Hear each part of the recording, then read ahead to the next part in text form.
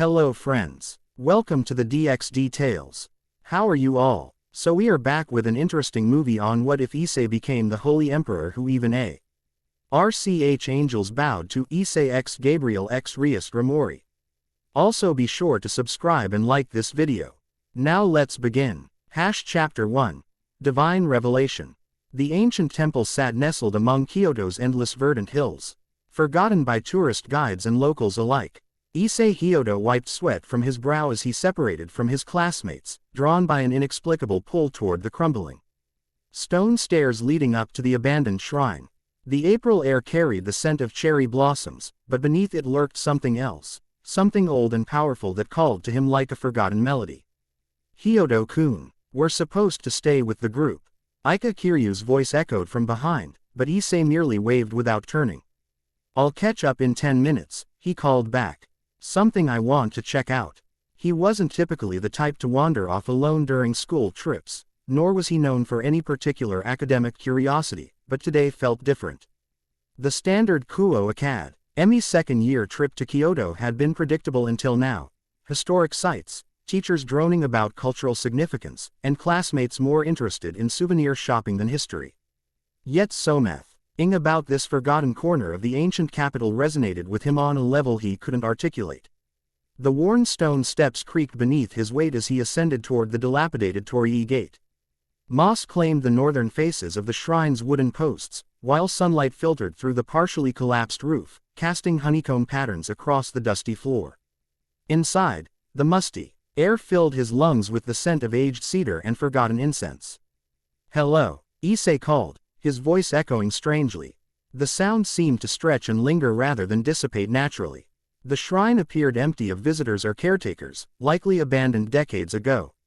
Its central altar stood miraculously intact amidst the decay, a simple stone pedestal surrounded by withered offering bowls.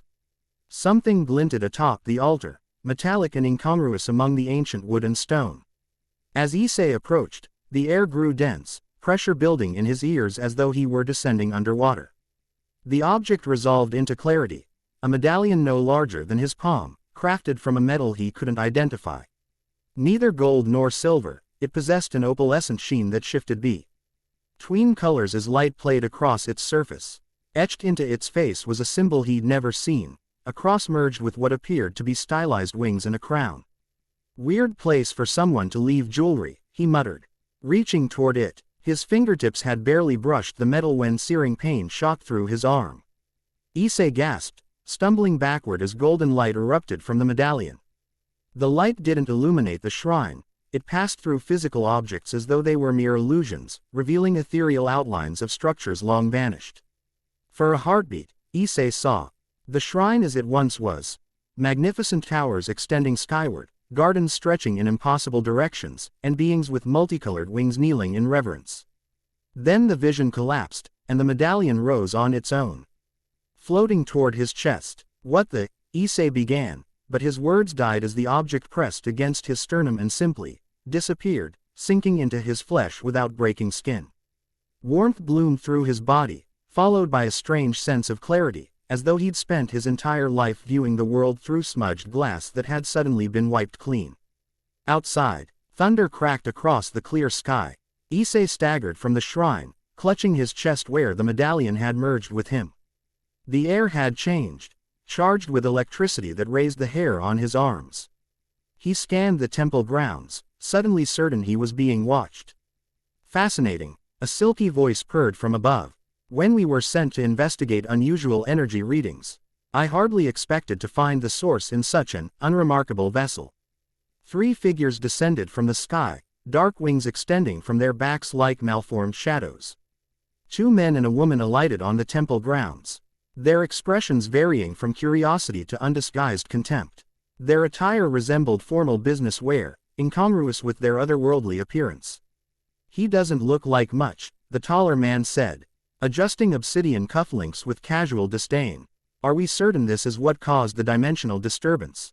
The woman stepped forward, her violet eyes narrowing as she studied Issei. Unlike her companions, she wore a predatory smile. "Oh, it's him all right. I can sense the artifact's energy. It's already bonding with his pathetic human soul." She flicked her wrist, And a spear of crackling red light materialized in her hand. We should extract it before the integration completes. Issei backed away, mind racing to process what he was seeing. People with wings, light spears, dimensional disturbances. None of it made sense, yet some newborn instinct within him recognized the danger they represented. Look, I don't know what's happening, he said, striving for calm he didn't feel. But if this is about that medallion thing, I didn't mean to touch it.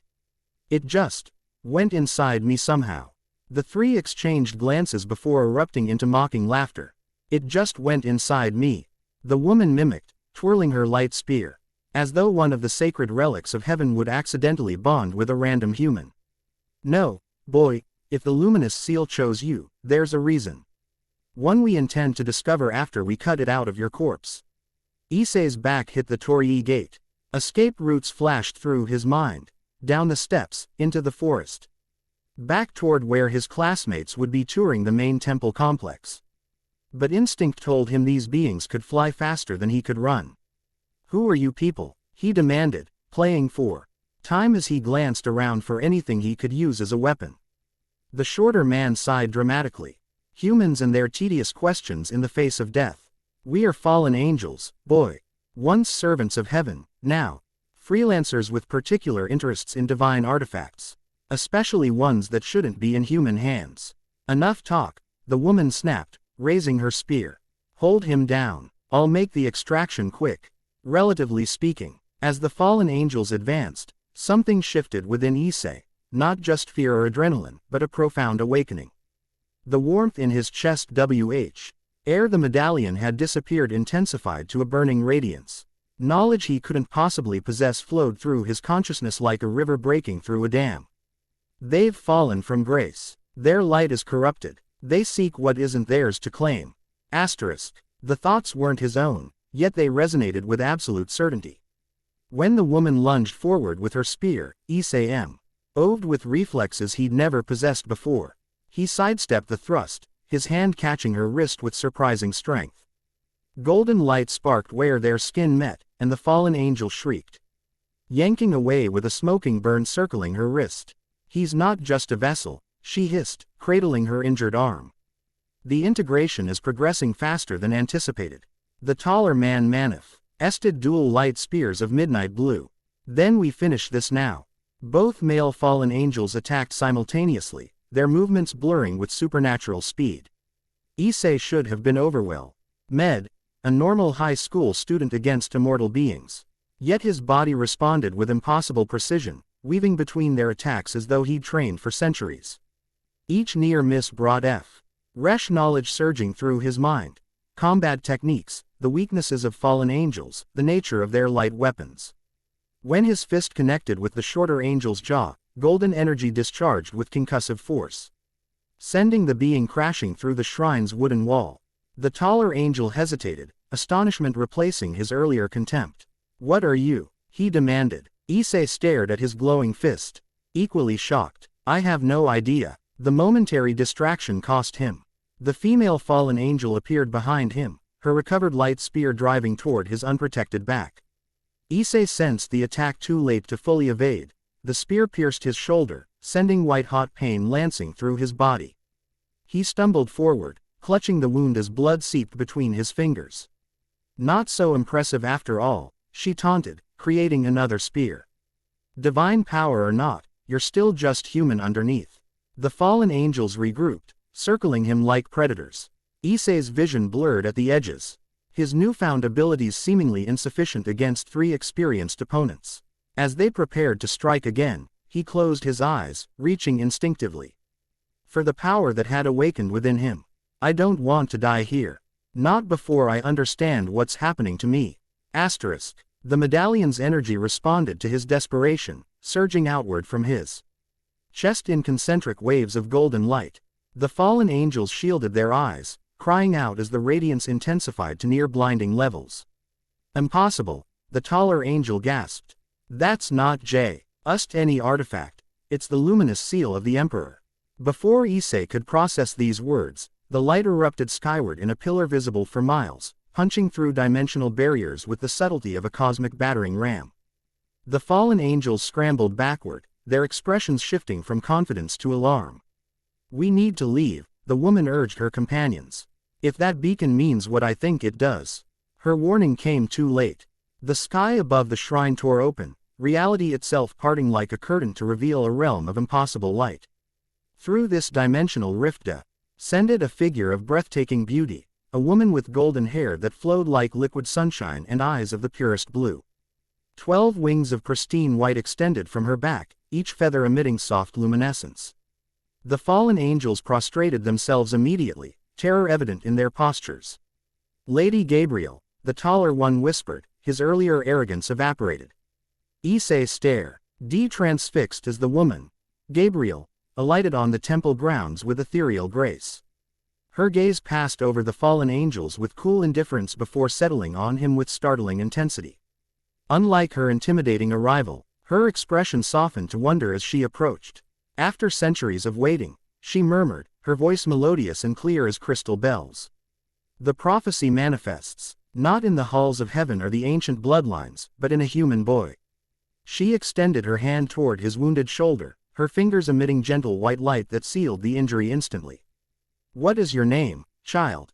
"Issei Hyodo," he answered automatically, still struggling to comprehend what was happening. "What prophecy? What is this thing that went inside me?" Gabriel's eyes widened slightly, whether at his directness or his ignorance, he couldn't tell. "The luminous seal you've bonded with is the sacred emblem of the Holy Emperor's authority," she explained, her gaze shifting. To the fallen angels who remained bowed.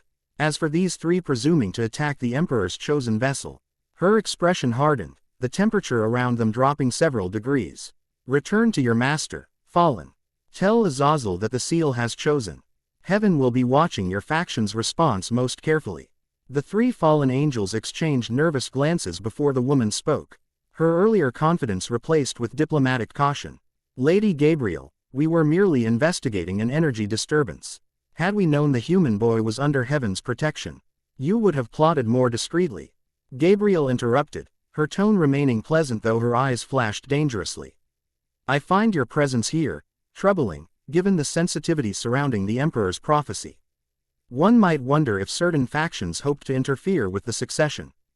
The fallen angels blanched at the implied accusation.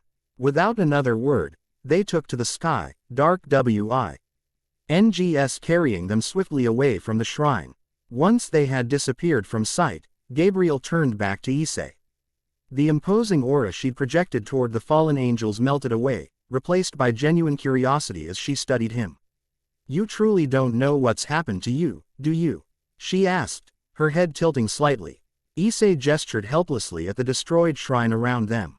"Lady Gabriel, was it? With all due respect, until 20 minutes ago, I was just a normal high school student on a field trip. Now I've got a magic medallion inside me, people with wings tried to kill me. And you're talking about emperors and prophecies. So no, I have absolutely no idea what's happening."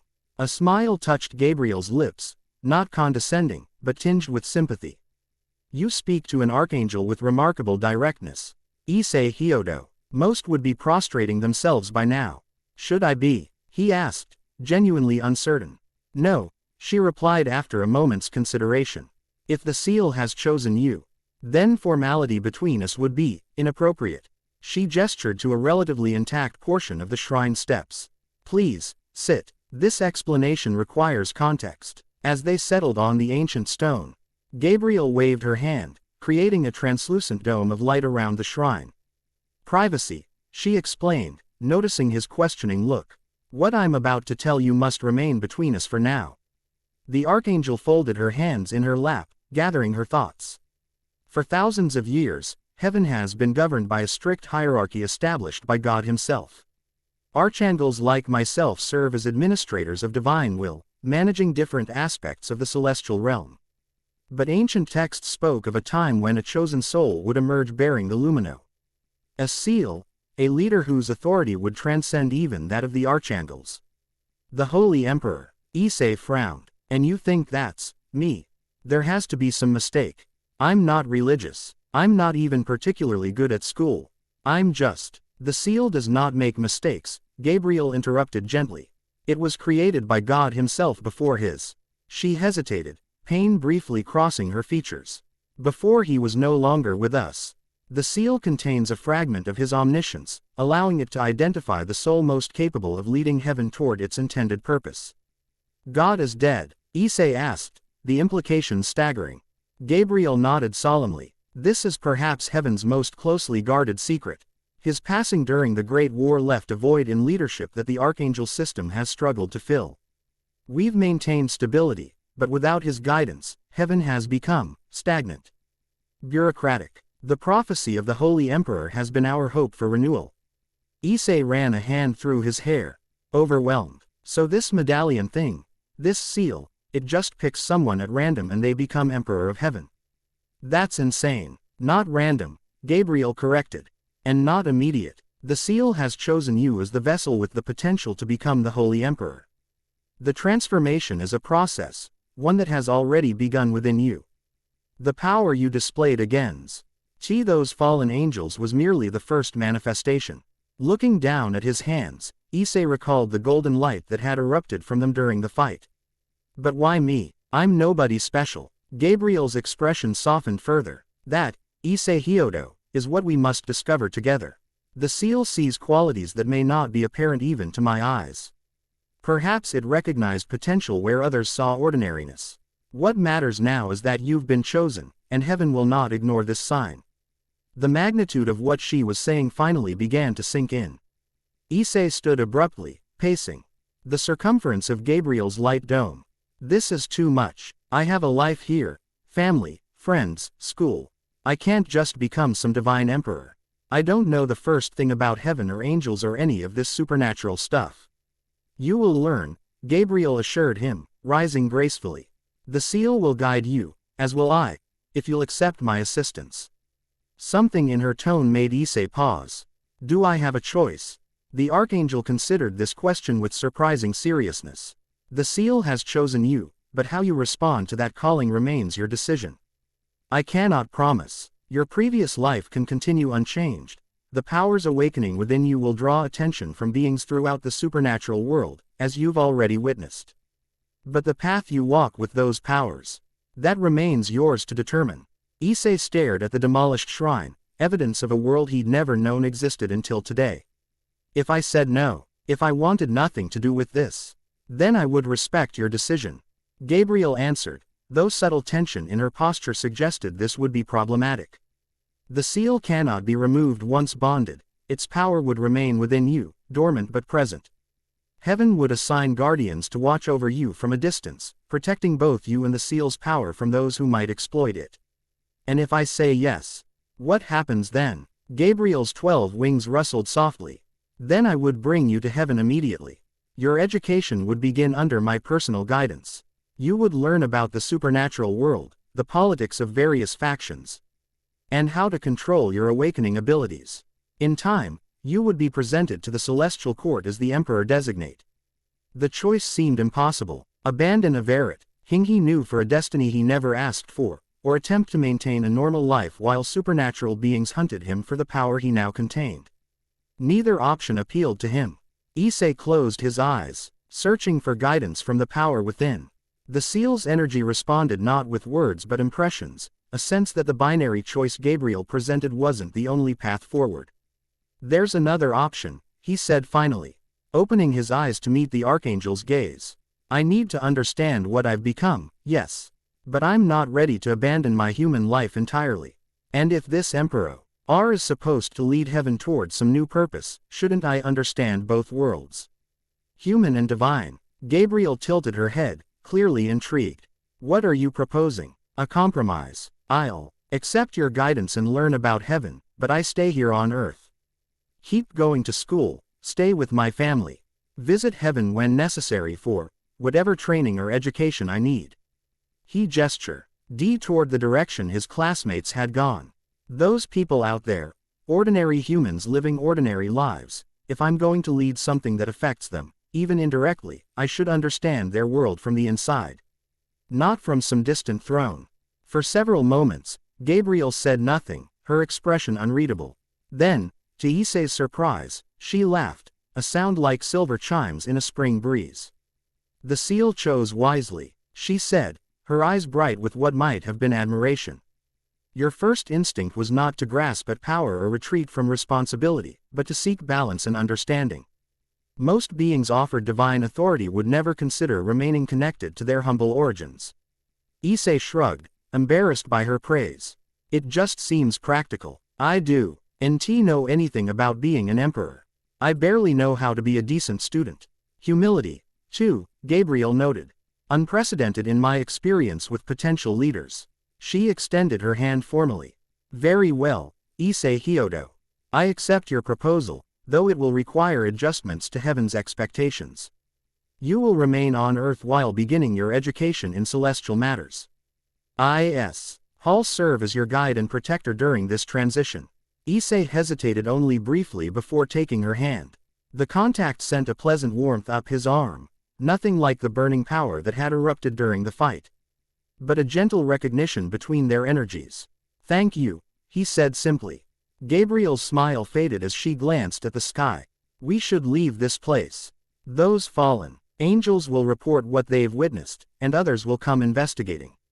The supernatural world has been awaiting the Emperor's emergence for millennia. Once word spreads, you'll become the focus of every faction's attention. My classmates, Issei remembered suddenly. They'll be looking for me. I can't just disappear. The Archangel considered this complication. I can alter their memoir. I ease temporarily. Make them believe you informed a teacher you weren't feeling well and returned to the hotel. Seeing his disturbed expression, she added, it's merely a suggestion. The alternative INV. Alves explaining why their classmate was discovered at a destroyed shrine site. Issei sighed, recognizing the practicality of her proposal. Fine, but just this once. I don't want people's memories being messed with regularly. As you wish, Gabriel agreed, seeming pleased by his ethical boundary. Now, we should establish a secure location for your initial briefing. There is much you need to learn about the world you've just entered. She dispelled the light dome with a casual gesture and extended her hand again. I can transport us to a safe house heaven maintains in Kyoto. From there, we can contact your school and family with an appropriate explanation for your temporary absence. Issei took her offered hand, still struggling to process everything that had happened. As Gabriel's wings enfolded them both in warm light, he had one last glimpse of the ordinary world he was leaving behind. Cherry blossoms drifting across ancient stone, oblivious to the supernatural drama that had unfolded among them. Then reality shifted, and Issei Hyodo began his journey toward becoming the Holy Emperor. The safe house proved to be a traditional Japanese mansion nestled in the forested mountains outside Kyoto. Its extensive grounds protected by barriers that shimmered faintly as they passed through. Inside, the residence blended traditional architecture with subtle touches of celestial influence, light fixtures that glowed without visible power sources, windows that seemed to look out on impossible landscapes, and materials that shifted subtly under different angles of observation. Heaven maintains residences throughout the human realm, Gabriel explained as she guided him through halls adorned with artwork spanning centuries. This particular location serves as R.D. diplomatic outpost when interacting with Kyoto's yokai faction. Yokai? Issei asked. As in, the creatures from folklore. They're real too. Gabriel's lips curved in amusement. Most supernatural entities from human mythology exist in some form. The world you've known is merely the visible surface of a much deeper reality. They settled in a spacious study where scrolls and leather-bound books lined the walls. A large table dominated the center, its surface inscribed with what appeared to be a map of overlapping realms. Gabriel gestured, and the map illuminated, sections raising and lowery to create a three-dimensional model of interconnected worlds. The cosmology of creation, she explained. Human realm at the center, heaven above, underworld below, and numerous dimensional TS inhabited by various supernatural races. Issei leaned forward, fascinated despite his lingering shock. This is incredible. All of this has existed alongside our world, and humans have no idea. Some know. Religious leaders, certain government agencies, families with supernatural lineages. Most prefer ignorance. The human mind tends to reject what it cannot easily categorize. Gabriel's expression grew serious. Before we proceed further, I should contact your family. The memory alteration will cover your classmates, but your absence will be noted when you don't return to the hotel tonight. Issei winced, imagining his parents' worry. What will you tell them? With your permission, a version of the truth. That you've been selected for a special international leadership program that recognized potential in you. It would explain periodic absences and any changes they might notice in you as your powers develop. The practical deception bothered him, but Issei recognized the necessity. They've always wanted me to be more ambitious. This might actually make them proud, even if they don't know the real reason. Gabriel nodded and extended her hand over the table. The map reconfigured itself into a communication array, glowing sigils appearing beneath her palm. I'll arrange everything. While I do, perhaps you should examine the seal's influence. Try to connect with it, consciously rather than reactively as you did during the attack. Left alone with this suggestion, Issei closed his eyes and focused on the warmth in his chest where the medallion had merged with him. At first, nothing happened. Just the steady rhythm of his heartbeat and the distant sounds of Gabriel's voice speaking too softly to distinguish words. Then, as he relaxed his conscious effort and simply opened himself to the sensation, awareness bloomed within him. The seal's presence unfolded in his mind like a multidimensional library, sections becoming accessible as his attention touched them. Knowledge about celestial hierarchy, the nature of divine energy, and the fundamental structure of reality lay encoded within the artifact, waiting to be accessed. Yet he sensed these were merely the surface levels. Deeper chambers remained locked, presumably until he was ready to comprehend their contents. When he opened his eyes, Gabriel had returned, watching him with undisguised curiosity. You were glowing, she observed. Golden light emanating from within. Did you discover anything? Issei nodded slowly. It's like having access to an encyclopedia where I can only read the introduction to each topic. I can sense how much there is to learn, but I can't quite grasp the details yet. The seal releases information as you develop the capacity to understand it, Gabriel confirmed. This prevents overwhelming your human consciousness with millennia of divine knowledge at once. She settled across from him, her 12 wings folding neatly behind her back. Your family has been informed that you've been selected for a prestigious leadership program. They were surprised but pleased. Your school will receive formal documentation tomorrow explaining your periodic absences for diplomatic training exercises. Relief washed through him. Thank you. So what happens now? When do we start this education you mentioned? We've already begun, Gabriel replied. But before we progress further, you should understand the immediate political implications of your emergence. The supernatural world exists in a fragile balance of power between major factions. Heaven, the underworld, the fallen angels, various pantheons and mythological groups, all maintain uneasy peace through treaties and non-aggression pacts following the Great War. The war where God died, Issei recalled. Gabriel nodded, pain briefly crossing her features. Among many others, the devastation convinced all sides that continued conflict would lead to mutual destruction. But the prophecy of the whole Emperor has always been a wild card in these political calculations. She traced a pattern on the table, causing the map to shift focus to heaven's hierarchical structure. Current celestial governance operates through a council of Archangels, each managing different aspects of heaven's function. Michael, the first among equals, maintains overall administration. Raphael oversees healing and restoration. Uriel manages knowledge and revelations. I oversee diplomacy and interrealm relations. And where would this emperor fit? Issei asked, studying the complex organizational chart. Above all, Gabriel answered simply. The Holy Emperor's authority would supersede even Michael's, instituting a new era of leadership guided by direct divine mandate rather than interpretation of ancient directives. The implications dawned on Issei slowly. So I wouldn't just be learning how things work, I'd be expected to change them.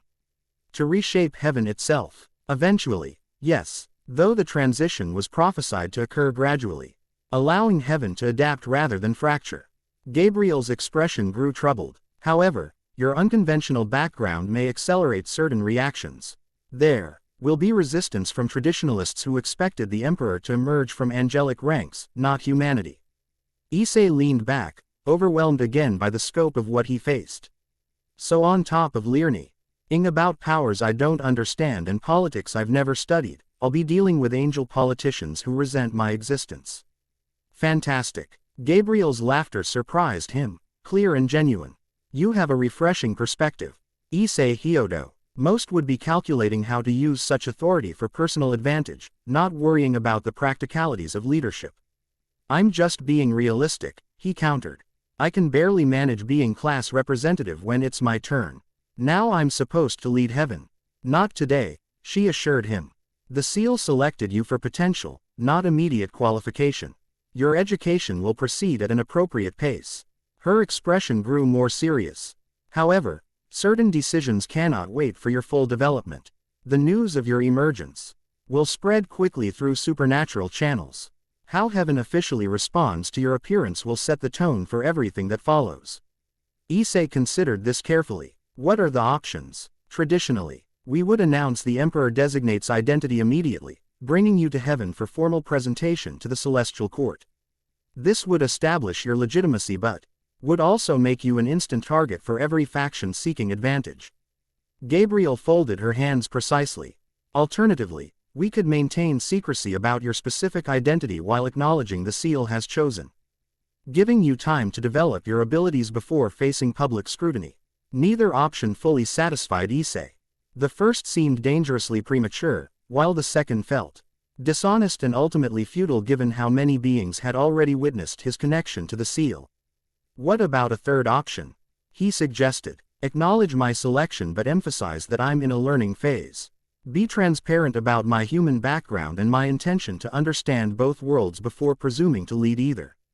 Wouldn't honesty disarm some of the political maneuvering? Gabriel studied him with growing interest. You suggest using vulnerability as a strategic asset. Unconventional, but potentially effective with certain factions. She tilted her head, wings shifting slightly. It would certainly distinguish your approach from traditional celestial politics, where admission of limitation is rarely seen as strength. I'm not interested in playing power games I don't understand, Issei said firmly. If I'm going to do this at all, it has to be on terms that make sense to me. Being straightforward about where I am in this process feels right. The Archangel was silent for several moments, her ancient eyes assessing him with newfound appreciation. I will bring your suggestion to Michael and the Council. It represents a significant departure from protocol, but then again, so does your entire existence as the chosen vessel. She rose gracefully, her wings extending slightly. Rest now. Your human body has channeled more divine energy today than most mortals experience in a lifetime. Tomorrow, we will begin formal instruction in celestial history and the basics of controlling your emerging abilities. As she moved toward the door, Issei called after her. Gabriel, thank you for helping me navigate all this. The Archangel paused, something complex passing across her features. The honor is mine, Issei Hyodo. The seal's choice may have surprised me, but I find myself increasingly convinced of its wisdom. With that enigmatic statement, she departed, leaving Issei alone with his thoughts. The room provided for him combined luxury with subtle functionality. A bed whose comfort adjusted to his preferences, ambient lighting that responded to his mood, and windows that could display either the actual forest outside or various celestial landscapes at his request. Despite these otherworldly amenities, exhaustion soon claimed him, his body demanding recovery from the day's supernatural exertions. His dreams that night were vivid and strange, fragments of memories not his own. Glimpses of celestial cities and ancient battles, and through it all, a persistent sense of purpose he couldn't quite grasp upon waking. Dawn arrived with soft chimes rather than sunlight. Issei opened his eyes to find his room transformed, the walls now transparent, revealing a panoramic view of Mount Fuji in the distance, morning mist curling around its slopes.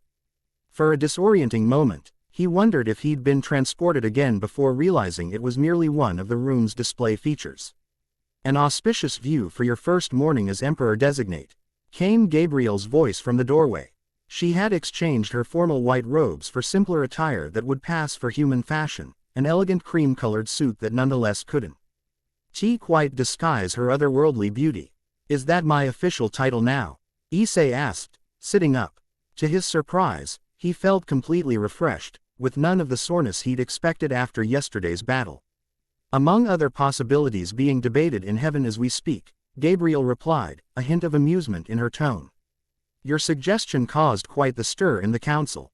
Michael wishes to meet you personally before any formal announcement is made. Issei swallowed nervously. Michael as in, the Archangel Michael, the leader of heaven's armies. The same, though his role has evolved since the war's end. He'll be arriving shortly. Seeing Issei's alarm, she added, don't worry. His interest is diplomatic, not martial. Your emergence represents the most significant change to even structure in millennia. His caution is understandable. After a quick breakfast that featured foods Issei had never seen before cultivated in heaven's gardens, Gabriel explained when he inquired about a particularly luminous fruit. They moved to what appeared to be a reception hall. The space defied conventional architecture, its dimensions seeming to expand or contract depending on where one focused. And its ceiling opening directly to a sky too blue to be Earth's. A dimensional anchor point, Gabriel explained, noting his confusion. This room exists partially in heaven and partially on Earth, allowing beings from both realms to meet without complete transition. Before Issei could ask further questions, the air in the center of the room began to shimmer. Light condensed into a vertical column, then burst outward in a flash that would have blinded him if not for the seal's automatic protection of his vision. When the radiance subsided, a figure stood before them. Michael, first among Archangels, projected an aura of authority that made Gabriel's presence seem almost casual by comparison. 12 golden wings extended from his back, each feather etched with glowing sigils. His face combined masculine and feminine aspects into something beyond conventional beauty, timeless and perfect, yet approachable. He wore armor that wasn't quite physical, patterns of light's Augusting protection rather than material plates. Issei found himself kneeling before he'd consciously decided to do so. Rise, Issei Hyodo, Michael's voice resonated with harmonic undertones. If the prophecies hold true, it is I who should kneel to you, not the reverse. Embarrassed, Issei stood, unsure of proper protocol. I'm still getting used to all this, sir. I don't expect anyone to kneel to me. Michael's expression warmed slightly as he exchanged a glance with Gabriel. Just as you reported, sister. Unconventional indeed. He turned his full attention back to Issei. Your proposal regarding heaven's official response to your emergence shows wisdom beyond your years.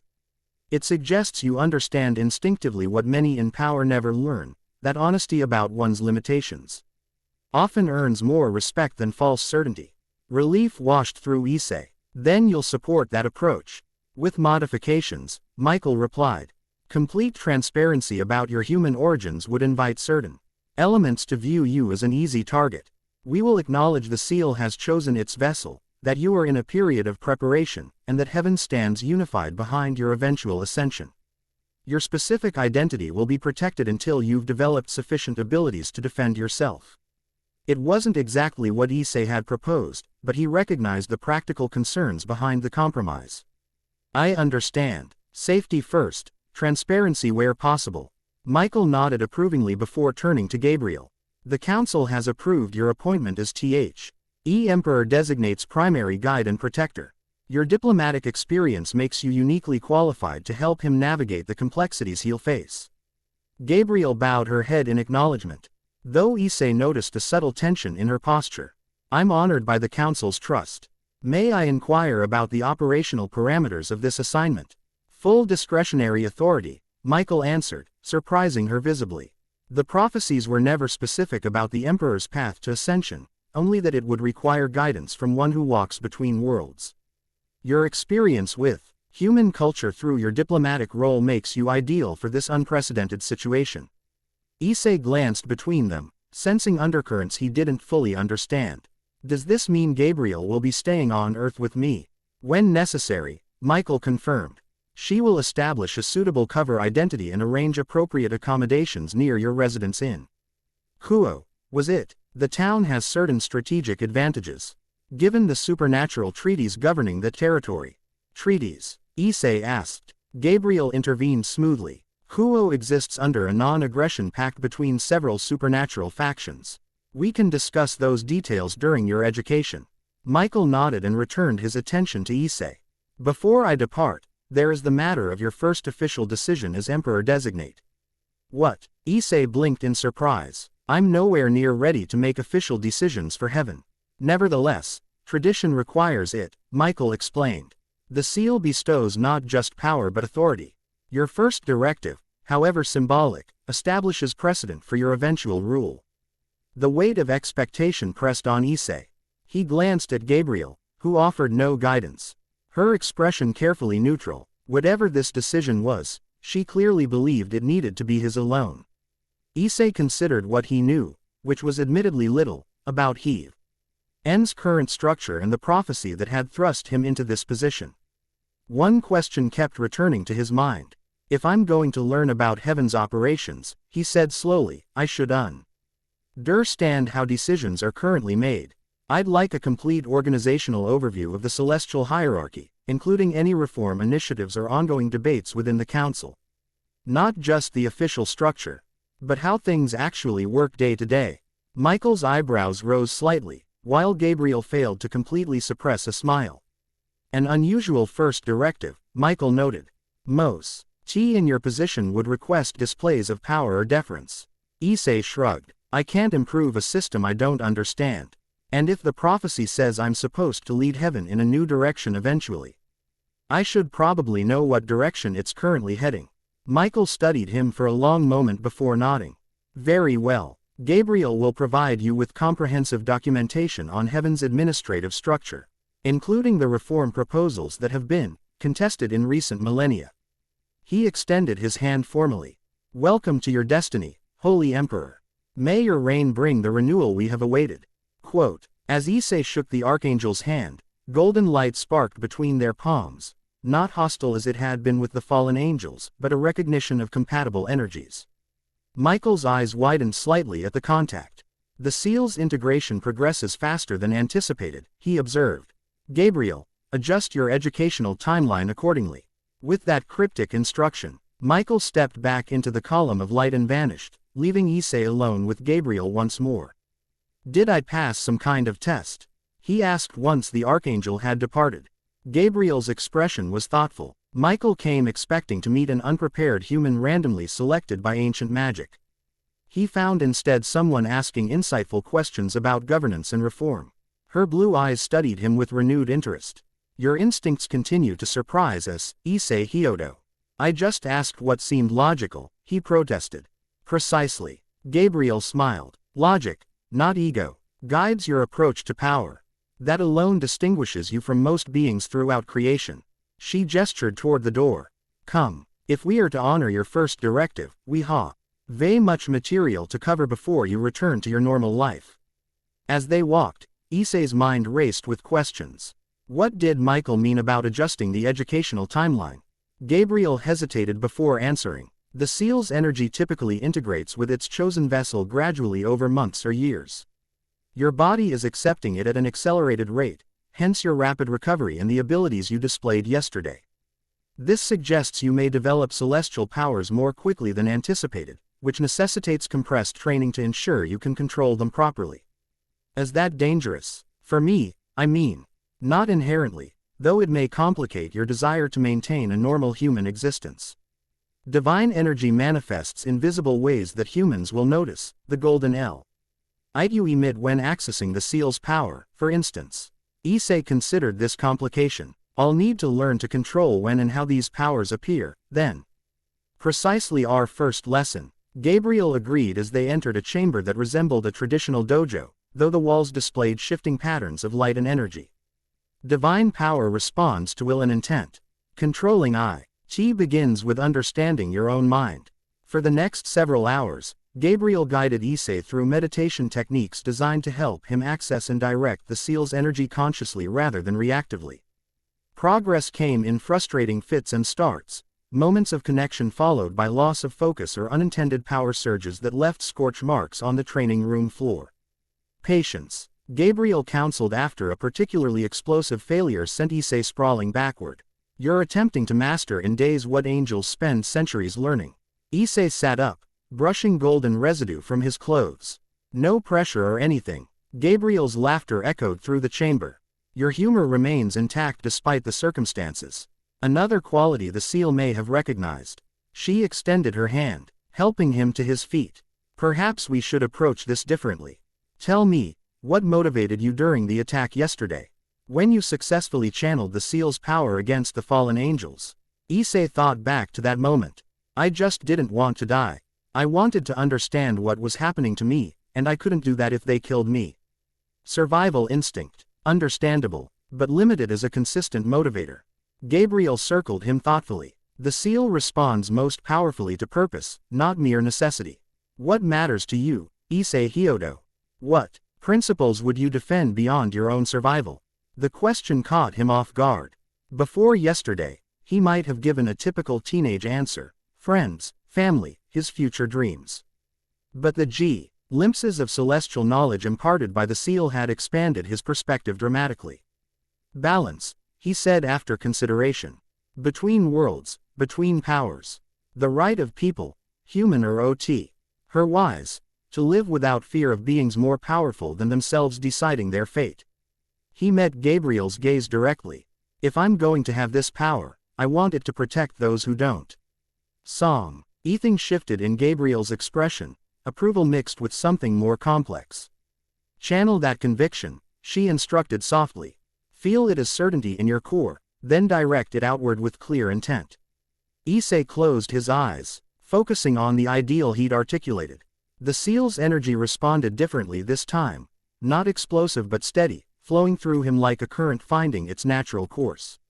When he extended his hand, golden light emerged not as an uncontrolled burst but as a concentrated beam that struck the target Gabriel had designated with perfect precision. Remarkable, she murmured. Purpose-driven channeling usually takes decades to master. Pride mingled with surprise as Issei examined his still glowing hand. It feels different, like the power is working with me instead of just happening to me. That is the essence of true mastery, Gabriel confirmed. Divine energy responds to conviction and clear intent. Your moral compass provides the direction your power needs. They continued training through the afternoon, Issei's control improving steadily as he learned to align the seal's power with focused purpose rather than emotion or necessity. By evening, he could manifest and dismiss the golden energy at will, though complex applications remained beyond his current abilities. Sufficient progress for one day, Gabriel declared as sunset painted the mountains outside in crimson and gold. Tomorrow you return to your human life while continuing your education discreetly. Reality crashed back as Issei remembered the normal world waiting beyond this supernatural sanctuary. My class will be returning from Kyoto tomorrow. How exactly am I supposed to balance high school with whatever this is? He gestured at the golden light still dancing across his fingertips. With creativity and careful planning, Gabriel replied, I'll establish my presence near Kuo Academy as a foreign diplomatic attaché interested in educational exchange programs. This will allow me to maintain proximity without raising suspicion. The practical solution impressed Issei. You've thought this through. I've had centuries of experience managing interactions between realms. She reminded him with a smile. Though I admit your situation presents unique challenges. As they prepared for his return to Kuo the following day, Gabriel provided him with several celestial artifacts disguised as ordinary objects, a watch that would alert him to supernatural presences, a pen that could create temporary privacy barriers, and a phone that could contact her regardless of dimensional barriers. These are standard issue for Heaven's field operatives, she explained. They'll help you manage unexpected situations until your own abilities mature. That night, as Issei prepared for sleep, a question that had been forming throughout the day finally crystallized. He found Gabriel in the mansion's garden, her wings extended in what appeared to be a form of meditation beneath the stars. I have a question, he said, hesitating at the garden's edge. About the prophecy. Gabriel's wings folded as she turned to him, her expression open. Ask. Everyone keeps talking about what the Holy Emperor will do for heaven, leading reforms, establishing new direction, all that. But no one's mentioned what happens to the Emperor himself. Issei met her gaze directly. What's the prophecy say about me? About my future? The Archangel's expression softened with what might have been concern. The prophecies are incomplete on that matter. They speak of the Emperor's rise and reign, but not of what follows. Some interpretations suggest transformation into a being beyond current celestial categories. Others imply a mortal lifetime of exceptional leadership followed by ascension to a higher state. So I either become something not human anymore, or I die and become something else. Issei clarified, his voice carefully neutral. Gabriel approached him slowly. The future is not fixed. Issei. Prophecies offer guidance, not certainty. What you become, what you choose to become, may well transcend the limited vision of ancient predictions. She placed a gentle hand on his shoulder, her touch radiating warmth. Rest tonight without burdening yourself with ultimate destinies. Tomorrow brings challenges enough in balancing your worlds. Though her words were meant to comfort, Issei sensed evasion beneath them. The prophecy clearly specified something about his fate that Gabriel was reluctant to share. But he also recognized the wisdom in her advice. One overwhelming day at a time was enough to process. Good night, Gabriel, he said simply. And thank you again for everything today. Sleep well, Holy Emperor, she replied with formal respect, though a hint of her earlier warmth remained in her eyes. As Issei returned to his room, the weight of his new identity settled more firmly upon him. Tomorrow he would return to Kuo as Austin's Ibli, the same Issei Hyodo who had left on a school trip days earlier. Yet everything had changed. His understanding of reality, his own nature, and most significantly, his future. The luminous seal pulsed gently within him as he drifted toward sleep, its golden light visible beneath his skin, a constant reminder that his journey to become the Holy Emperor had only just begun. Chapter 1 and Chapter 2, Crimson Alliance. Monday mornings at Kuo Academy had never felt so surreal. Issei stood at the school gates, watching his classmates filter through with their mundane concerns, homework deadlines, club activities, social dramas, while his own reality had fractured into something unrecognizable. 3 days had passed since his encounter with the luminous seal, yet returning to normal life felt like stepping into someone else's existence. Yo, Hyodo, Matsuda called, slapping him on the back with characteristic exuberance. Where'd you disappear to in Kyoto? 1 minute you're with us at Kiyomizu Temple. The next you're supposedly sick at the hotel. Beside him, Motohama adjusted his glasses with suspicious precision. Very convenient timing too, right when we were scheduled to visit the women's traditional bath houses. Quote. Issei forced a casual shrug, Gabriel's fabricated explanation ready on his lips. Some international program recruiter spotted me earlier that day. Said they were looking for Japanese students with leadership potential. The words felt ridiculous applied to himself, but he continued, had to go through this whole evaluation process. Still not sure how I got picked.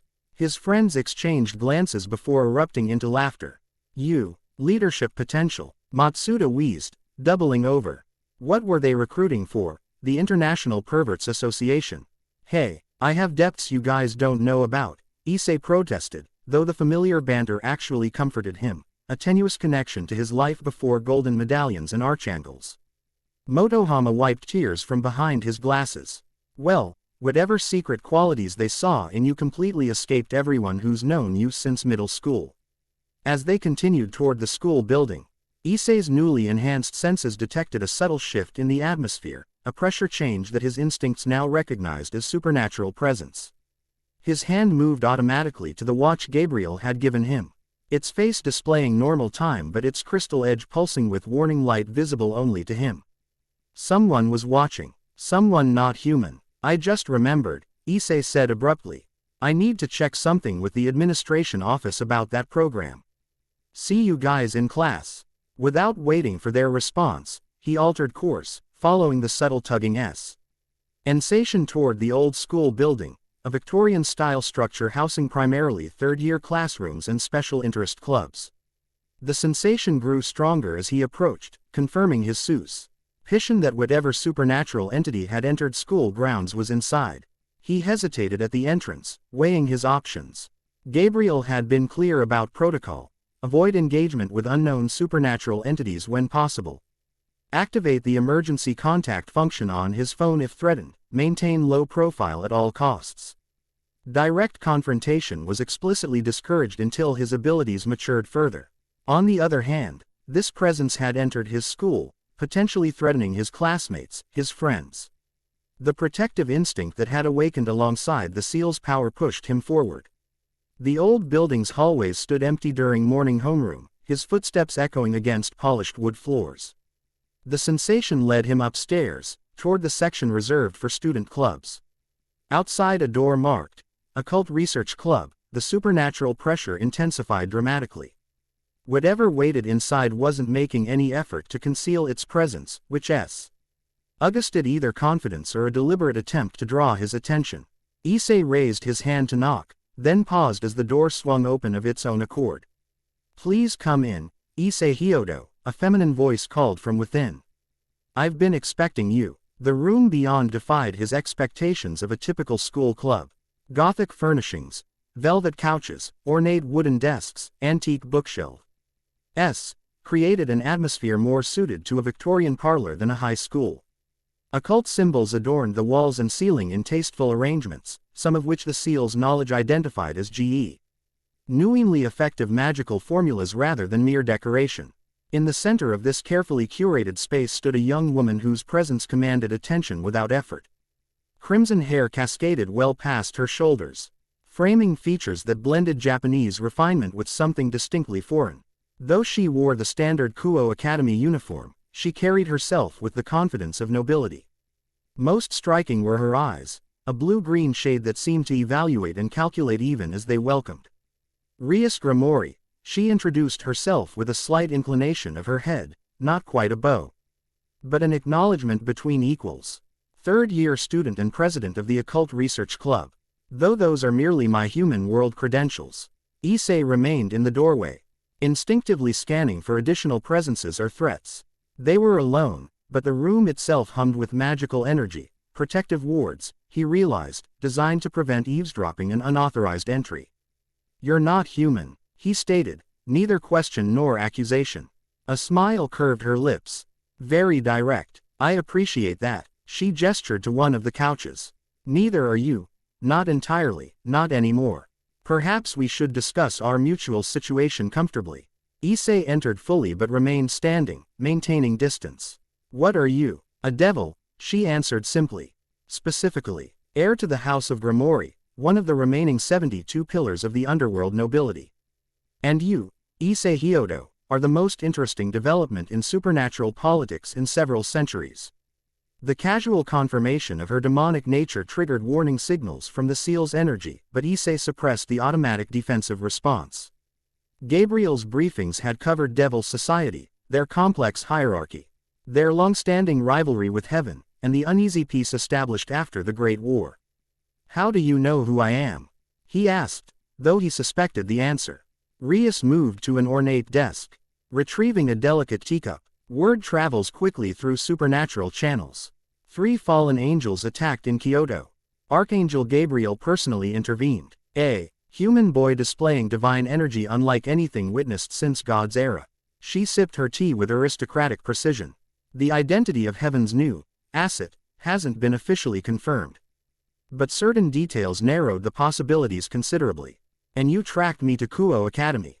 "Actually," Rias corrected, "you arrived in my territory. Kuo Town falls under the protection and jurisdiction of House Gremory.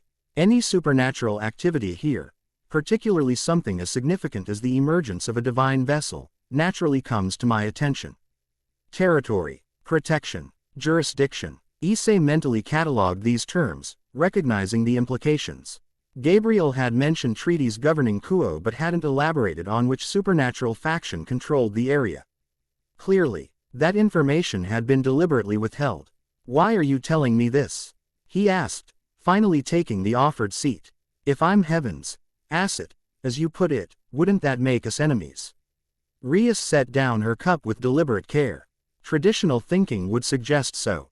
But traditional thinking has left the supernatural world locked in cycles of suspicion and hostility for millennia. Her eyes met his directly. "I prefer evaluating situations on their unique merits rather than ancient prejudices." There was something refreshing about her pragmatism after days of cryptic prophecies and celestial politics. Issei found himself relaxing slightly despite his wariness. "So you're evaluating me," he concluded. "For what purpose?" "Multiple purposes," she admitted without hesitation. "First, To determine whether your presence in my territory represents a threat to those under my protection. Second, to assess whether heaven's sudden interest in a previously unremarkable and student involves plans that might affect underworld interests. She paused, a subtle shift in her expression suggesting a third motivation left unspoken. Issei considered his response carefully. Gabriel had advised caution in revealing details about the seal and the Holy Emperor prophecy, yet complete evasion seemed counterproductive with someone who clearly already possessed significant information. I'm not here as Heaven's agent, he said finally. What happened in Kyoto was unexpected. I'm still figuring out what it means for my life. An unusually candid answer. Rias studied him with renewed interest. Most humans granted celestial power immediately adopt Heaven's perspective and prejudices. You seem to maintain your independence of thought. Maybe because I wasn't looking for power in the first place. Issei replied. 3 days ago, my biggest concern was passing my history exam.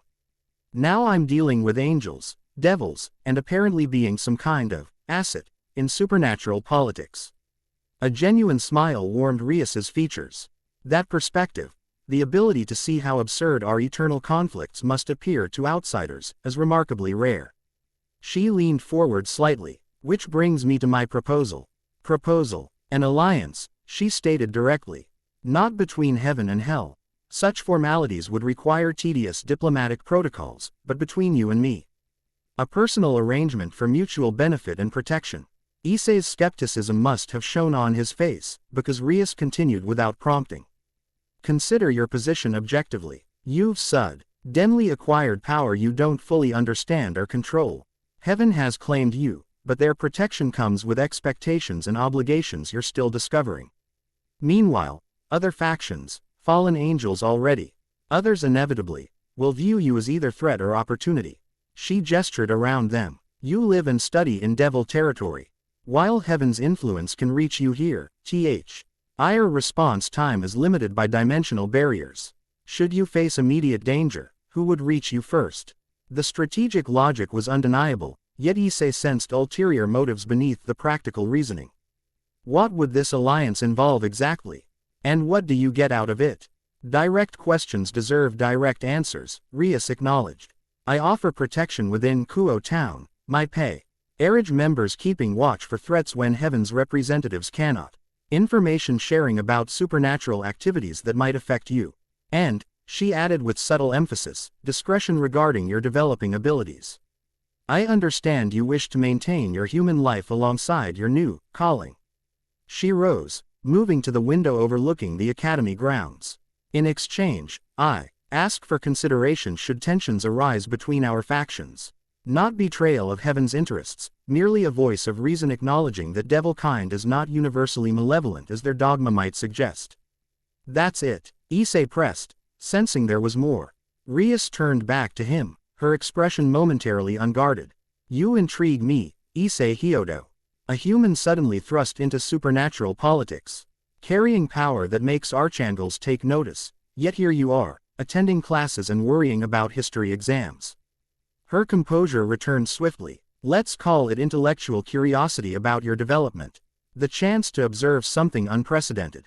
The honesty, even if partial, felt refreshing after days of cryptic prophecies and celestial politics. Still, Issei hesitated. Gabriel would undoubtedly have reservations about any arrangement with devil nobility, no matter how pragmatic. I need time to consider, he said finally. This isn't something I can decide immediately. Of course. Rias retrieved a small card from her desk, offering it with an elegant gesture. My contact information. Should you need assistance before reaching your decision, don't hesitate to call. As he accepted the card, she added, the morning bell will ring shortly. You should return to your class before your absence raises questions. The abrupt dismissal caught Issei off guard, but he recognized the practical wisdom in maintaining his normal routine. As he reached the door, Rias's voice stopped him once more. One final thought to consider, Issei Hyodo. Heaven chose you, but you didn't choose heaven. Remember that distinction as you navigate your new reality. The words followed him like a persistent echo as he hurried to his classroom, sliding into his seat moments before the teacher arrived. Throughout morning lessons, Issei's mind remained divided. half attending to quadratic equations and literature analysis, half processing the implications of Rias Gremory's proposal. An alliance with a devil. Gabriel would be furious, or at least disappointed. Yet the pragmatic value was undeniable. And beneath his practical considerations lurked an uncomfort la truth. Something about Rias Gremory's directness appealed to him after days of celestial ambiguity.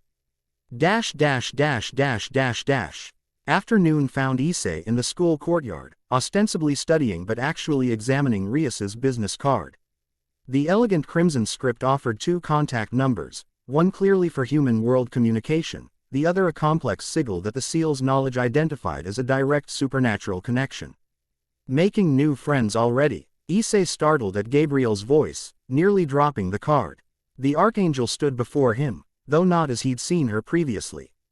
Gone were the 12 magnificent wings and formal celestial attire. Instead, she appeared as a strikingly beautiful woman in her mid-20s, dressed in a professional gray suit that somehow enhanced rather than diminished her ethereal quality. Her golden hair was gathered in a practical updo, and subtle makeup softened her otherworldly perfection to merely exceptional human beauty. Gabriel, how did you? He glanced around. Concerned about being overheard. Gabrielle Celeste, she corrected with a meaningful look. Educational attaché to the International Leadership Foundation. We have an appointment with your principal this afternoon to discuss your participation in our program. The cover identity fit perfectly with the story she'd created. Issei quickly tucked Rias's card into his pocket, but before Gabriel's keen eyes registered the crimson coloring. House Gremory, she noted, her pleasant expression unchanged though her voice cooled perceptibly. I see you've met the local devil authority already. She found me. Actually, Issei clarified, apparently Kuo is devil territory, something you forgot to mention. Gabriel, or Gabrielle in this guise, sat beside him on the bench, her movements flawlessly human yet carrying subtle grace no mortal could achieve. A deliberate omission until you'd developed better defenses. The territorial arrangement is complex. Kuo represents a buffer zone between multiple factions, with House Gremory serving as primary administrator under specific non-interference treaties. She offered an alliance, Issei said directly, deciding honesty was the best approach. Protection while I'm in Kuo, in exchange for consideration if faction conflicts arise. Gabriel's expression remained neutral, but the temperature around them dropped several degrees, a literal manifestation of her displeasure. The Gremory heiress works quickly. I should have anticipated her approach. She studied Issei carefully. And your response to this offer? I said I needed time to consider it. Wise, Gabriel acknowledged, the ambient temperature normalizing. Devil alliances always carry hidden costs, especially those proposed by high houses. The Gremory family is known for subtle long-term strategies spanning centuries. Issei frowned. You make it sound like they're automatically untrustworthy because they're devils. Not automatically, Gabriel corrected. But understanding their nature and cultural values provides context for their actions. Devils value power, ambition, and advantageous connections above all. The heir to one of the remaining G-pillars wouldn't approach you without calculating significant potential benefit. The assessment seemed reductive after his conversation with Rias, whose approach had felt pragmatic rather than manipulative. Still, Gabriel's caution was based on millennia of experience Issei lacked. I'll be careful, he promised. But living in devil territory while developing divine powers seems like a situation where local allies might be useful. Quote, Gabriel's expression softened slightly. Your practical assessment isn't wrong. Just incomplete. She rose smoothly. We can discuss appropriate diplomatic responses after our meeting with your principal. For now, we should establish your official connection to the International Leadership Foundation to explain your occasional absences. The administrative meeting proved surprisingly straightforward. Principal Nakamura appeared thoroughly impressed by Ms. Celeste's credentials and the prestigious opportunity being offered to a Kuo Academy student. Gabriel's subtle charisma, enhanced by just enough celestial influence to seem like exceptional human persuasiveness, efficiently navigated bureaucratic obstacles. We'll require Hyodo-kun for intensive training sessions twice weekly, Gabriel explained, her Japanese flawless despite a carefully maintained hint of foreign accent. Additionally, There may be occasional weekend seminars requiring his attendance at our regional center. Quote, of course, the principal agreed enthusiastically.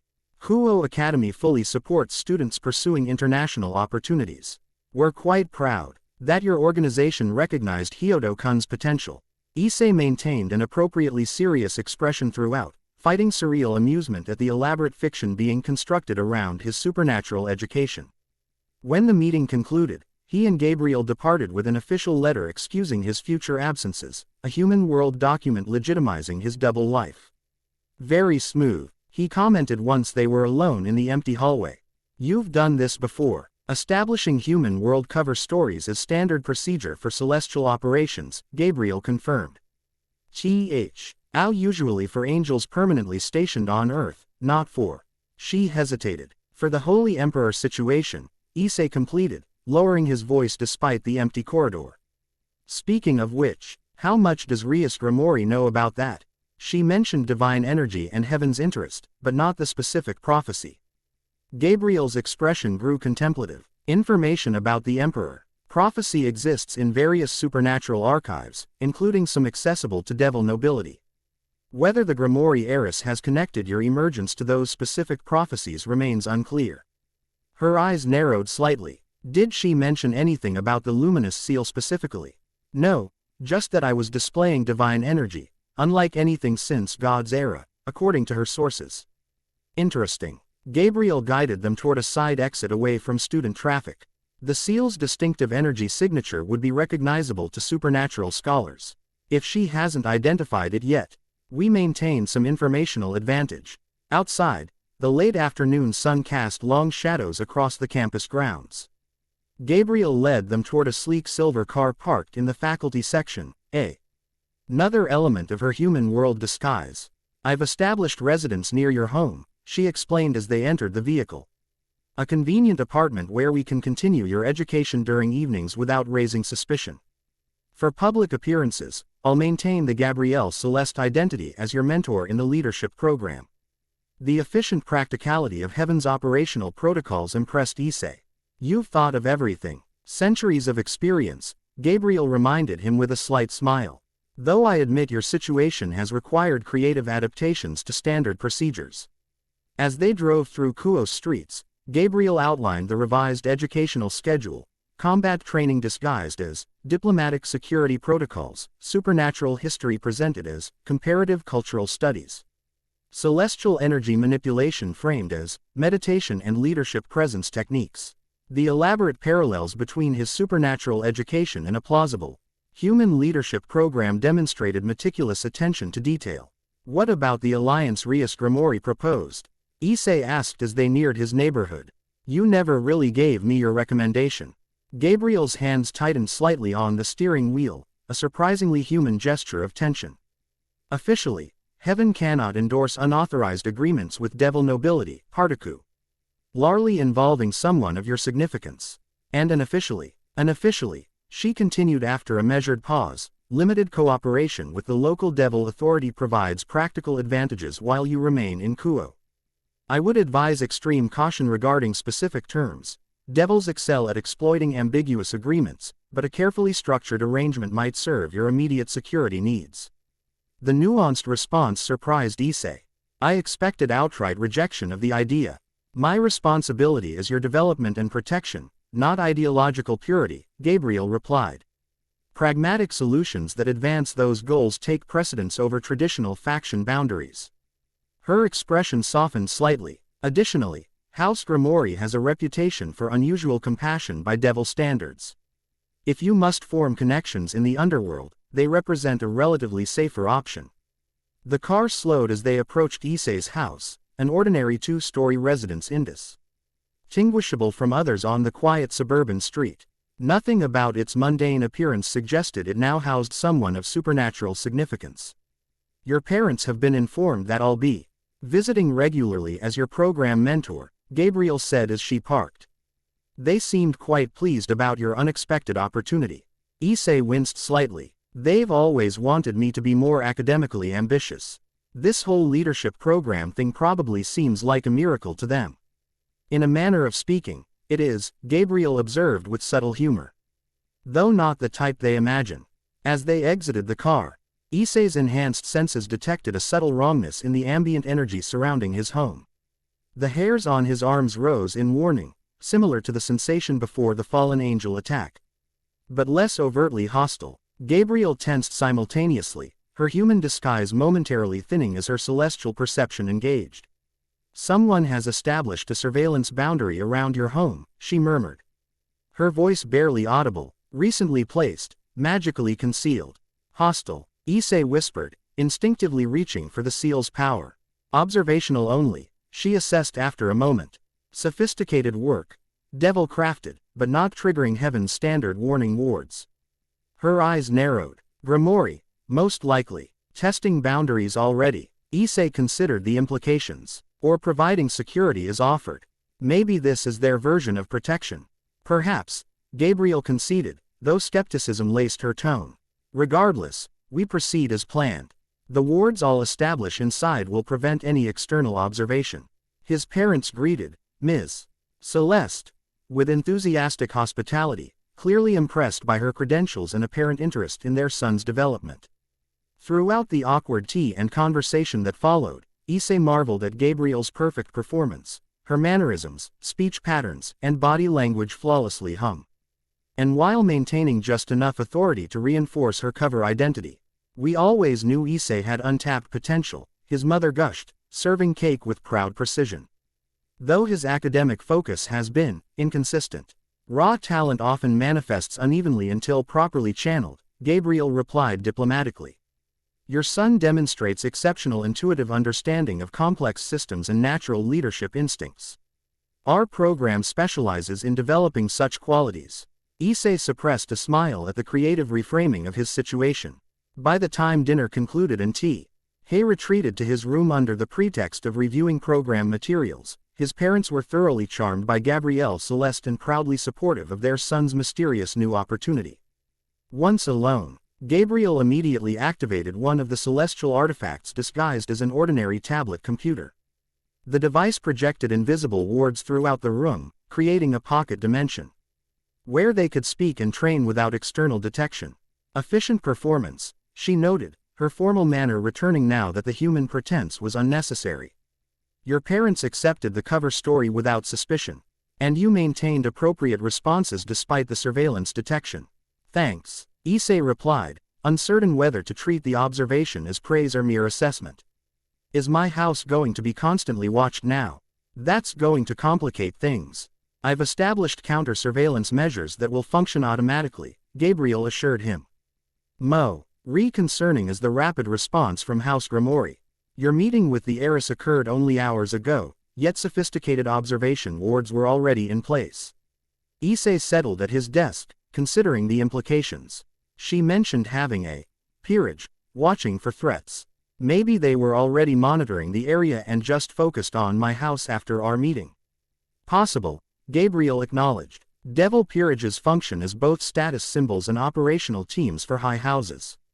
The Gremory heiress likely maintains several powerful servants capable of establishing such measures. She activated another function on the tablet, displaying a three-dimensional model of energy patterns surrounding the house. The configuration suggests defensive rather than offensive intent, but the distinction is often fluid in devil magic. The casual display of supernatural technology reminded Issei how vast the gap remained between his understanding and the realities of the world he'd entered. "There's so much I don't know," he admitted. "Devil peerages, surveillance wards, supernatural politics. I'm trying to catch up, but it feels impossible." Gabriel's expression softened slightly. "You're assimilating information at an unprecedented rate. The seal accelerates your comprehension of supernatural concepts beyond normal human capacity." She deactivated the display, focusing her full attention on Issei. "However, tonight we should address a more immediate concern, your response to the Gremory Alliance proposal. You said carefully structured cooperation might be acceptable," Issei recalled. "What would that look like?" "Limited information sharing about external threats entering Kuo territory. Mutual non-interference in faction-specific matters. Clearly defined emergency protocols." Gabriel enumerated the points with precise gestures. "Most importantly, explicit recognition that your primary allegiance remains with heaven, regardless of local arrangements. The parameters seemed reasonable, though Issei suspected Rias might push for greater involvement than Gabriel would prefer. And if she wants more than that, then you must decide whether the additional benefits justify the entanglement. Gabriel replied simply, as Emperor Designate, developing your diplomatic judgment is essential. This relatively low-stakes negotiation provides valuable experience before you face more consequential decisions. The framing surprised Issei, treating the Devil Alliance as a learning opportunity rather than a potential compromise of heavenly interests. You're testing me, he realized. Seeing how I handle this situation. A hint of approval flickered across Gabriel's features. Your perception continues to sharpen. Yes, how you navigate this minor diplomatic challenge reveals aspects of your decision-making process relevant to your development. She added with unexpected candor, Heaven's Council is particularly interested in whether your human background predisposes you toward compromise with traditionally opposed factions. And is that good or bad from their perspective? Divided opinions, Gabriel admitted. Traditionalists fear dilution of celestial principles. Reformists see potential for breaking ancient deadlocks. Michael reserves judgment, focusing instead on your character development regardless of specific decisions. The insight into Heaven's internal politics fascinated Issei. And your opinion? Off the record, Gabriel considered the question with surprising seriousness. My perspective spans both divine duty and practical experience with human affairs. I recognize that Heaven's traditional absolutism has become increasingly disconnected from the complex realities of the modern supernatural world. Her blue eyes met his directly. Fresh perspective may be precisely what the prophecy intended by selecting a human vessel. The unexpected endorsement of his potential value boosted Issei's confidence. Then I'll meet with Rias tomorrow and propose the limited alliance you suggested. Clear boundaries, mutual benefits, no compromise on primary allegiance. A reasonable approach, Gabriel agreed. Now, we should use remaining time for practical training. Your control of the seal's energy has improved, but combat applications require further development. For the next 2 hours, within the concealed pocket dimension of his ordinary bedroom, Issei practiced channeling divine energy into various offensive and defensive forms. Gabriel's instruction balanced technical precision with strategic applications, not just how to form energy constructs, but when and why specific manifestations proved most effective against different adversaries. By the session's end, Issei could consistently manifest a basic shield of golden light and project-focused energy blasts with reasonable accuracy. More complex applications remained challenging, but his progress exceeded Gabriel's projected timeline. Your affinity foe, the seal's power continues to surpass expectations, she noted as they concluded the evening's training. At this rate, you'll achieve preliminary combat certification within weeks rather than months. Is that unusual? Issei asked, cooling down with the meditation techniques she'd taught him. Unprecedented, Gabriel corrected. Divine vessels typically require years to achieve conscious control of celestial energy. Your integration rate suggests either exceptional compatibility with the seal or active acceleration by the artifact itself. The implications unsettled Issei. Does that mean the prophecy is urgent? That whatever I'm supposed to do as Holy Emperor needs to happen soon? Gabriel's expression grew thoughtful. Prophecies rarely operate on human timescales. Soon, in celestial terms, might span decades. She hesitated before adding, however, certain signs suggest accelerated development might indeed correspond to approaching events of significance. What signs? Increased activity among traditionally dormant factions.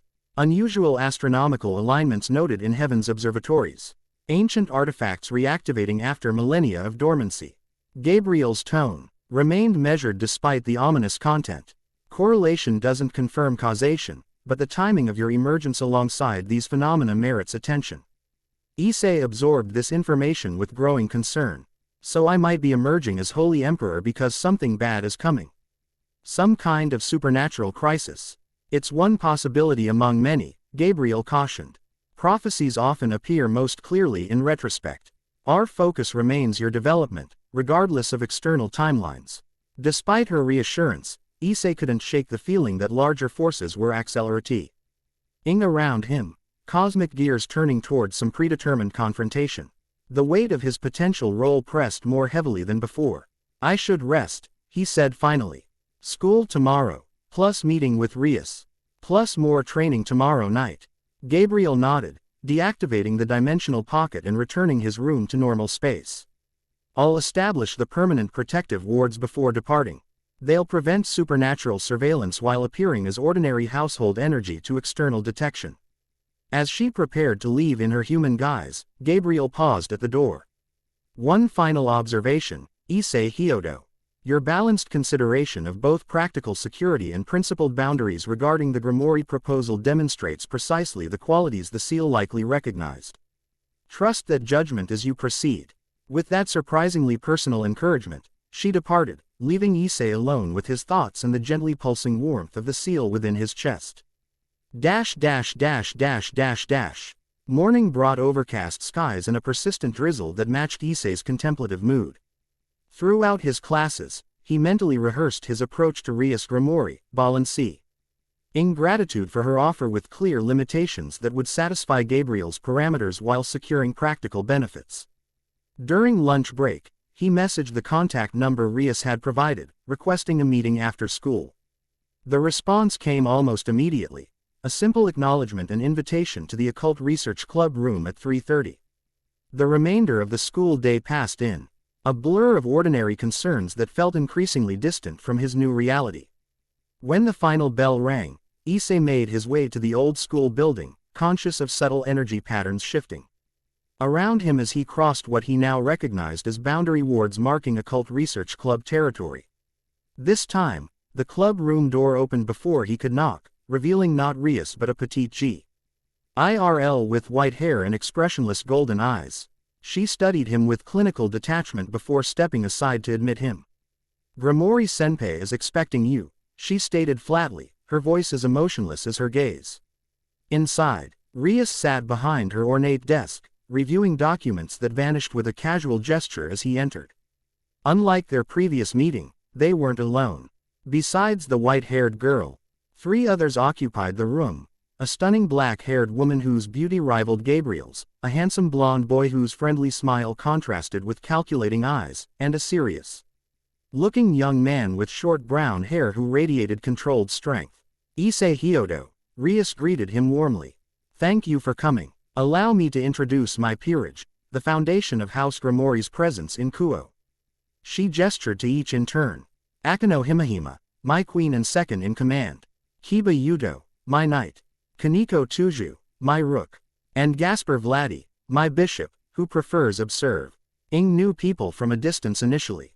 At this last introduction, Issei noticed movement from a box in the corner, a pair of nervous eyes peering out before quickly retreating from view. Your peerage, Issei repeated, recalling Gabriel's explanation of the devil system. So they're all devils serving House Gremory. Correct. Though, serving inadequately describes the relationship, Rias clarified. In Devil Society, a peerage represents both family and operational team. Each member brings unique abilities and receives benefits from their connection to the house. The black-haired Wang, an Akano, stepped forward with graceful precision, offering tea with a smile that somehow combined perfect politeness with subtle assessment. We've heard so much about you, Hyodo-kun. The human boy who caught Heaven's interest. Her tone carried a hint of something Issei couldn't quite identify, not hostility, but perhaps wariness beneath the pleasant exterior. He accepted the tea with a polite nod, noting how the others positioned themselves around the room, casual in appearance but tactically sound if conflict erupted. I considered your proposal, Issei stated directly to Rias, deciding straightforward approach would serve best. I'm interested in a limited alliance focused on mutual security and information sharing within Kuo territory. Rias's eyebrow arched slightly, her lips curving in appreciation of his directness. I see Heaven's representative has advised caution. Understandable, given traditional perspectives. She set aside her teacup. What specific limitations did Archangel Gabriel suggest? The casual revelation that she knew Gabriel's identity startled Issei. How did you? Elementary deduction, Rias replied. Heaven wouldn't assign anyone less than an archangel to supervise someone of your apparent significance. Gabriel's diplomatic portfolio makes her the logical choice, particularly given your continued presence in Devil territory.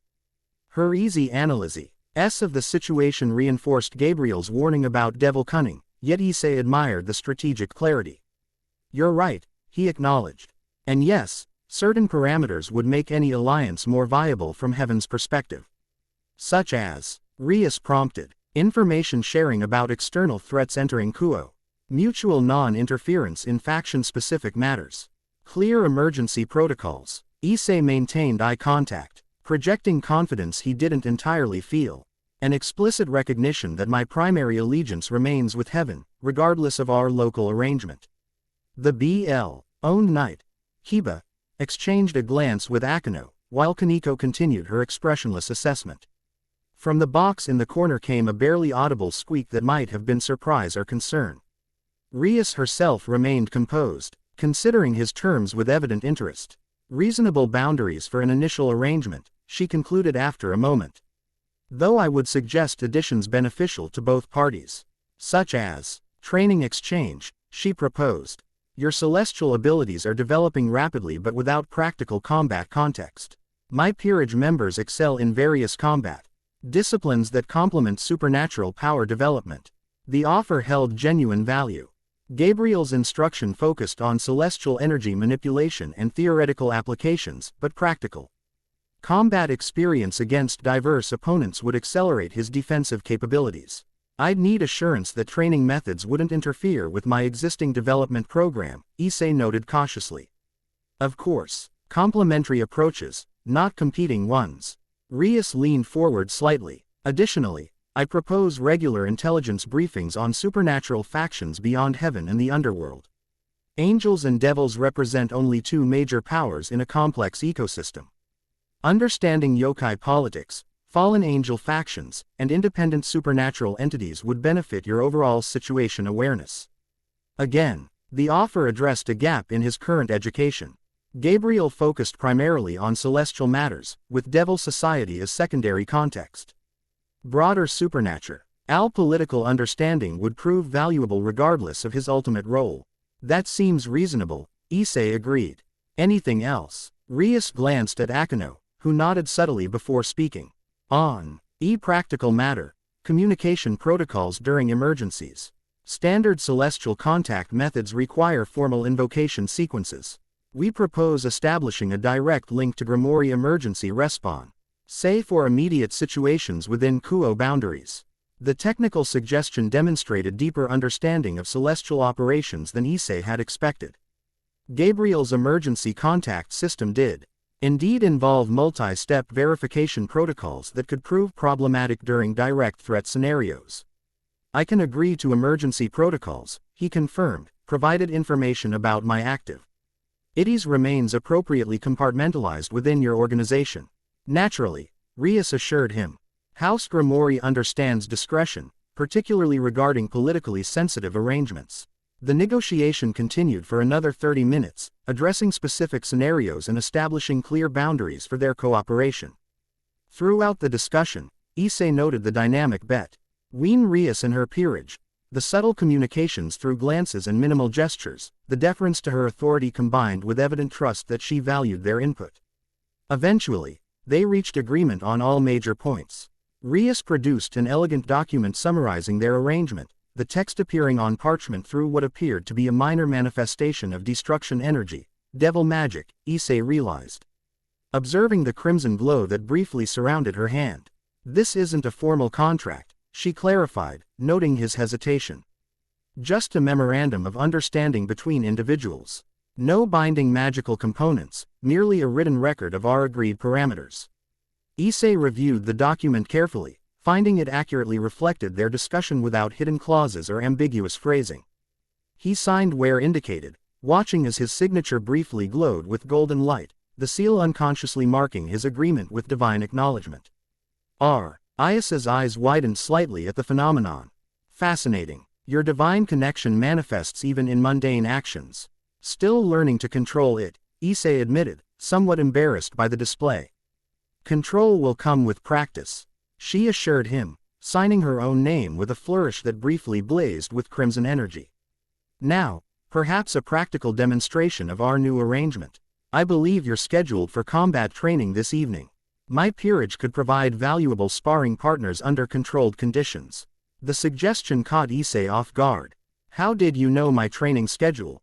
Akeno smiled innocently. The surveillance wards we established last night included temporal pattern analysis. Your energy signatures showed clear training configurations between 7 and 9 p.m.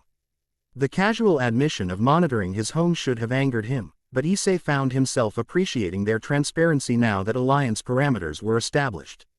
At least you're honest about the spying, he noted dryly. Observation, Rias corrected with a hint of amusement. A necessary security precaution given your significance in our territorial responsibilities. Kiba spoke for the first time, his voice pleasant but carrying undertones of experienced assessment. Your energy control has developed remarkably quickly for a novice practitioner. Combat application against diverse opponents would help refine your tactical deployment of those abilities. The practical value was undeniable, though Issei hesitated at the thought of Gabriel's likely reaction to finding devils participating in his training session. I need to consult with my instructor before agreeing to join training, he said diplomatically. Integration of different methodologies should be coordinated properly. Of course, Rias acknowledged. We wouldn't want to disrupt your established development program. Perhaps we could schedule an introduction between your celestial mentor and my team. Professional courtesy between instructors often facilitates more effective collaborative training. The suggestion seemed reasonable on the surface, though Issei suspected both Rias and Gabriel would approach such a meeting with complex agendas beyond simple training coordination. Still, establishing direct communication between his heaven-appointed guardian and his new devil allies would eventually prove necessary. I'll discuss it with her, he promised. For now, I should probably get home before. His words cut off as a violent tremor shook the building, rattling wind. OWS and sending books tumbling from shelves. The energy signature accompanying the disturbance carried neither celestial nor demonic characteristics. Something else, ancient and dissonant, pressing against the fabric of local reality. Rias and her peerage instantly shifted to alert status, their casual demeanors replaced by combat readiness. Akeno moved to a concealed panel in the wall, activating what appeared to be a monitoring system that displayed energy patterns throughout Kuo. Dimensional incursion, she reported, her previously pleasant voice now crisp with authority. 3 kilometers northeast, near the abandoned factory district. Unknown origin, but the signature suggests chaos alignment. Chaos, Issei questioned, the term triggering recognition from the seal's embedded no. WL Edge. Ancient forces predating the current supernatural order, neither divine nor demonic but something fundamentally opposed to structured reality. Rias had already moved to Akeno's side, studying the display with narrow-eyed focus. Pattern matches historical records of Chaos Harbinger activity. We haven't seen their signature in this region for decades. Harbingers, Issei repeated, the tear. Resonating with warning impulses from the seal. What exactly are they? No time for complete explanations, Rias decided, turning to her peerage. Defensive Formation Alpha, Kiba, Kaneko, Perimeter Containment. Akeno, Aerial Assessment. Gasper remains in reserve here. She glanced at Issei, calculation evident in her gaze. This presents an opportunity to demonstrate our alliance's practical value. Will you join us in responding to this incursion? The question presented Issei with his first real test of independent judgment since accepting the seal's power. Gabriel had emphasized caution, particularly regarding unknown supernatural threats. Yet the seal itself pulsed with warning energy at the mention of Chaos Harbingers, suggesting the threat held particular significance to his emerging role. I'll come, he decided, reaching for the phone Gabriel had given him. But I'm notifying Heaven of the situation. Rias nodded approvingly. Precisely the balanced approach our arrangement encourages. Shall we? As Issei activated the emergency protocol on his phone, crimson magical circles appeared beneath the Gremory peerage members. He recognized the teleportation magic from Gabriel's descriptions of devil transportation methods. Step into the circle when you're ready, Rias instructed. It's calibrated for human transportation as well.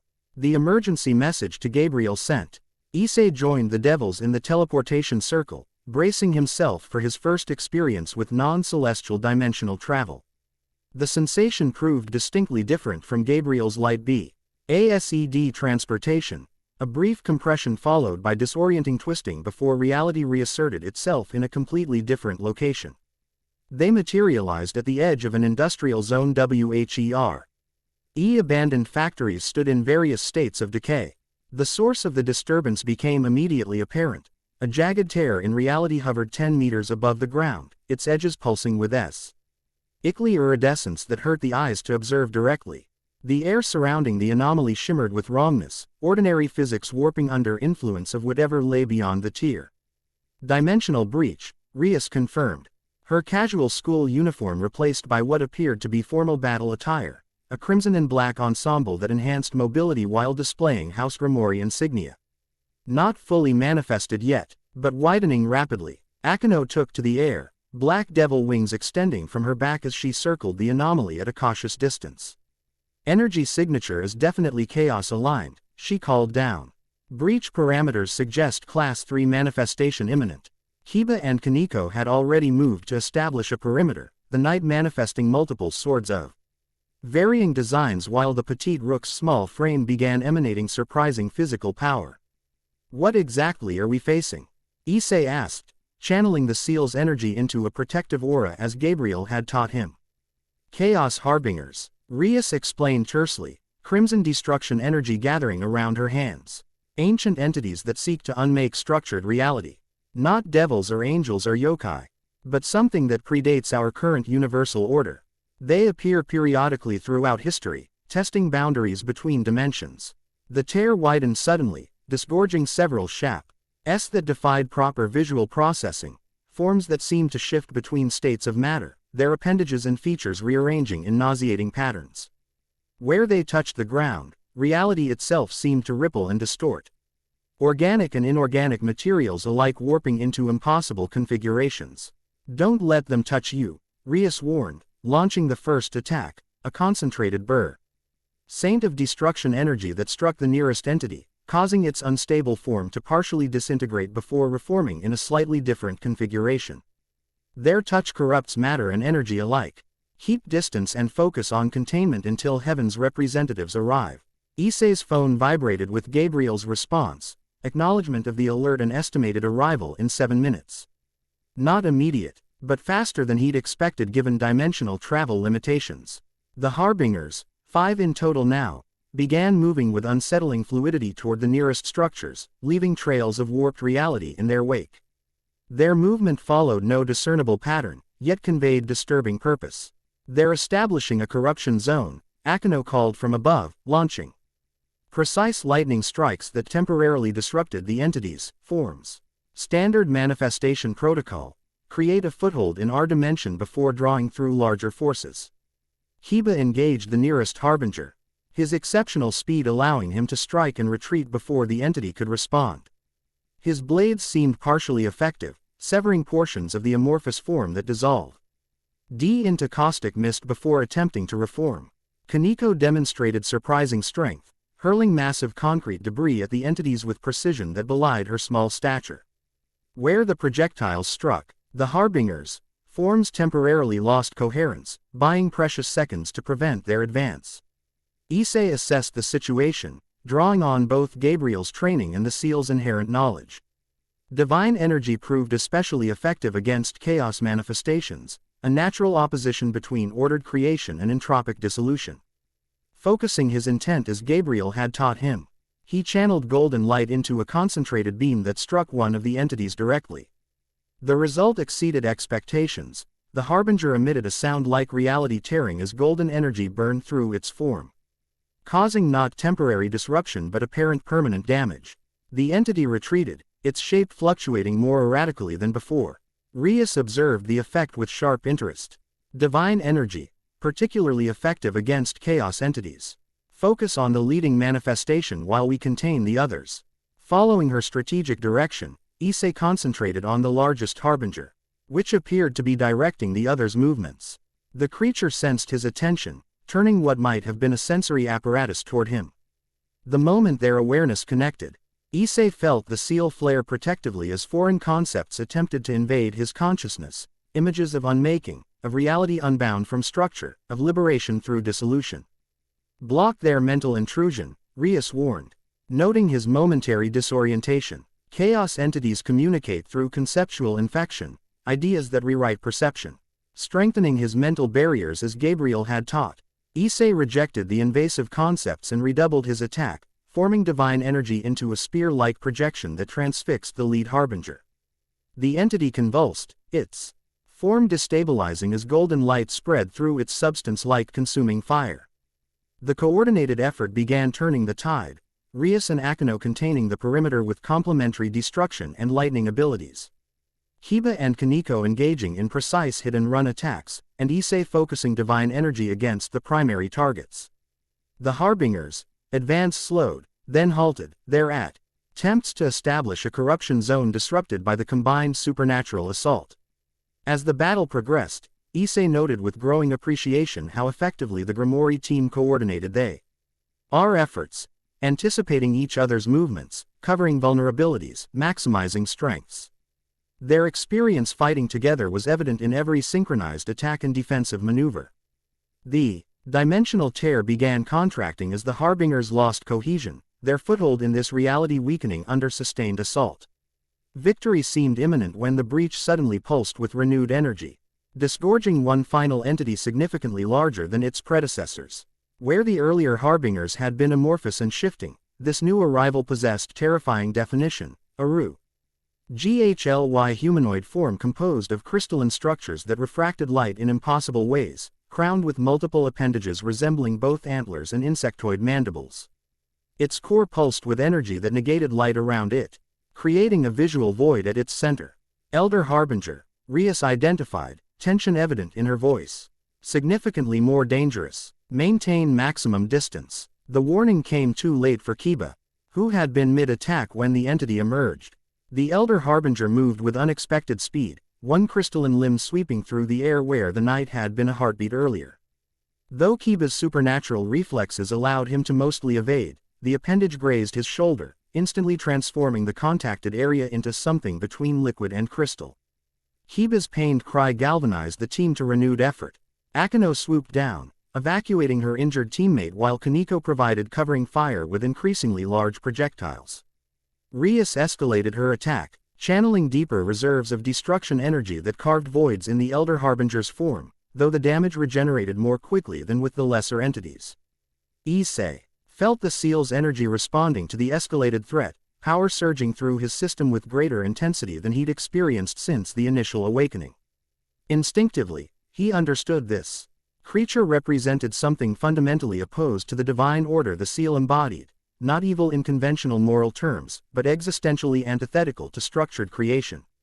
Acting on intuition rather than training, Issei stopped trying to form the divine energy into weapons or beams as Gabriel had taught.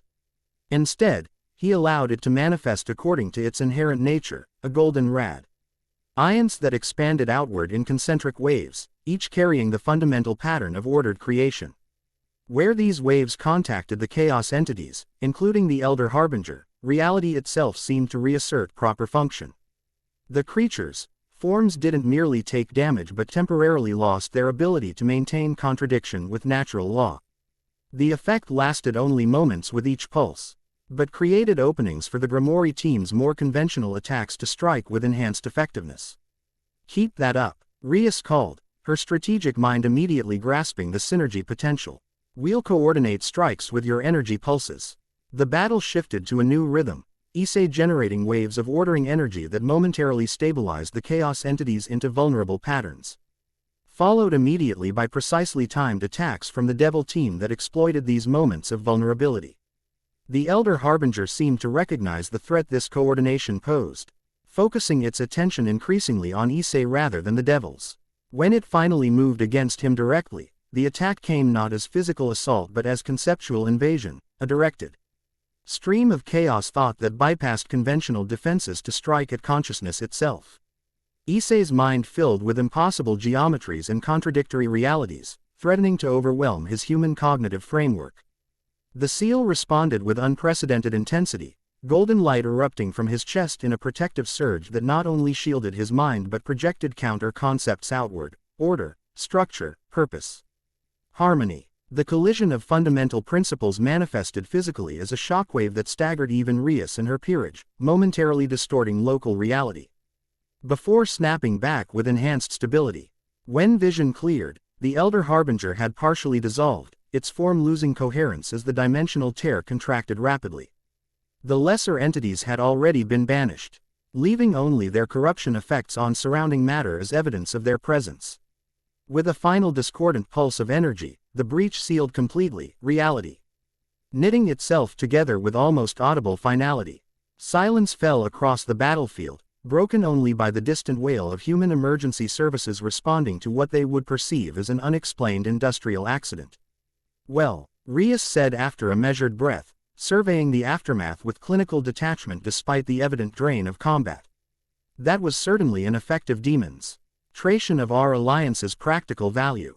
Issei leaned against a relatively undamaged wall, suddenly exhausted as combat adrenaline faded. The seal's energy continued pulsing steadily within him. The extraordinary surge had depleted his stamina nonetheless. Is Kiba all right? He asked, noting Akeno tending to the injured knight at the perimeter. The corruption is contained, Rias confirmed, moving to join her peerage members. Chaos contamination requires specialized treatment, but we have protocols for exposure incidents. Before further discussion could occur, brilliant light announced Gabriel's arrival, not the subtle manifestation of her human disguise but her full Archangel presence, 12 wings extended in combat readiness as she materialized at the center of the former battlefield. Her expression shifted from alert concern to measured assessment as she surveyed the situation. The breach is already contained, she noted, her gaze moving from the residual energy RNS to Issei and finally to the Gremory team.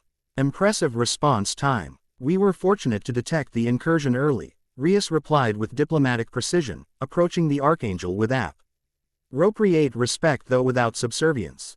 Your Emperor designates divine energy proved particularly effective against chaos manifestations.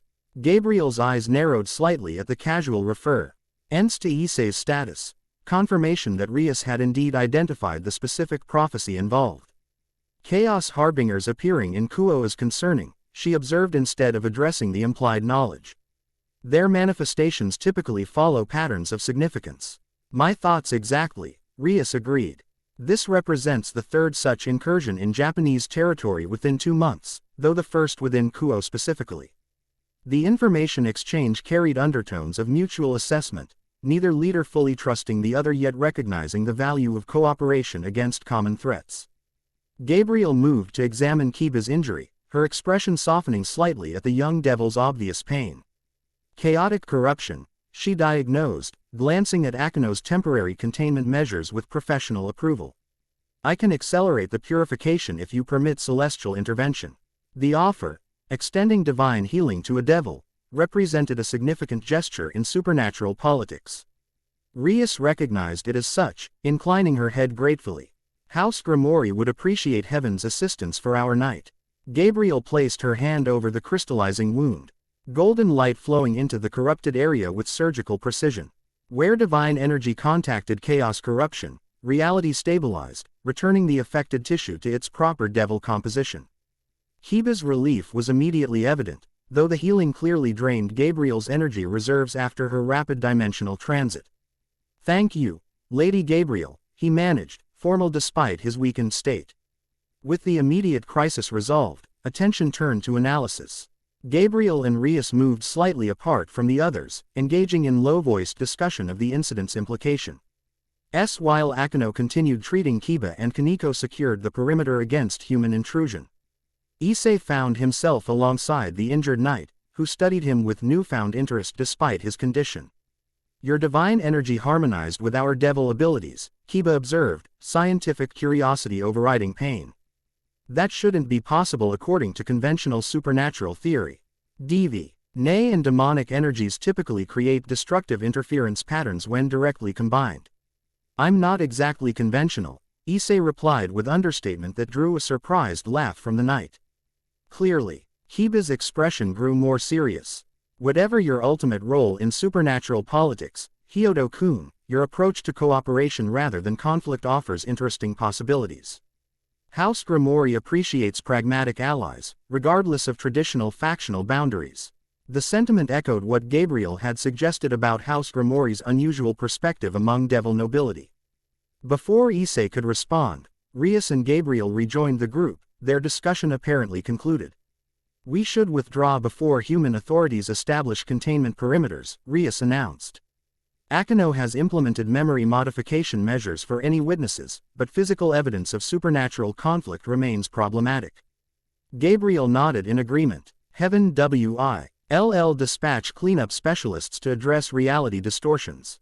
The human authorities will find evidence of chemical contamination explaining the structural anomalies.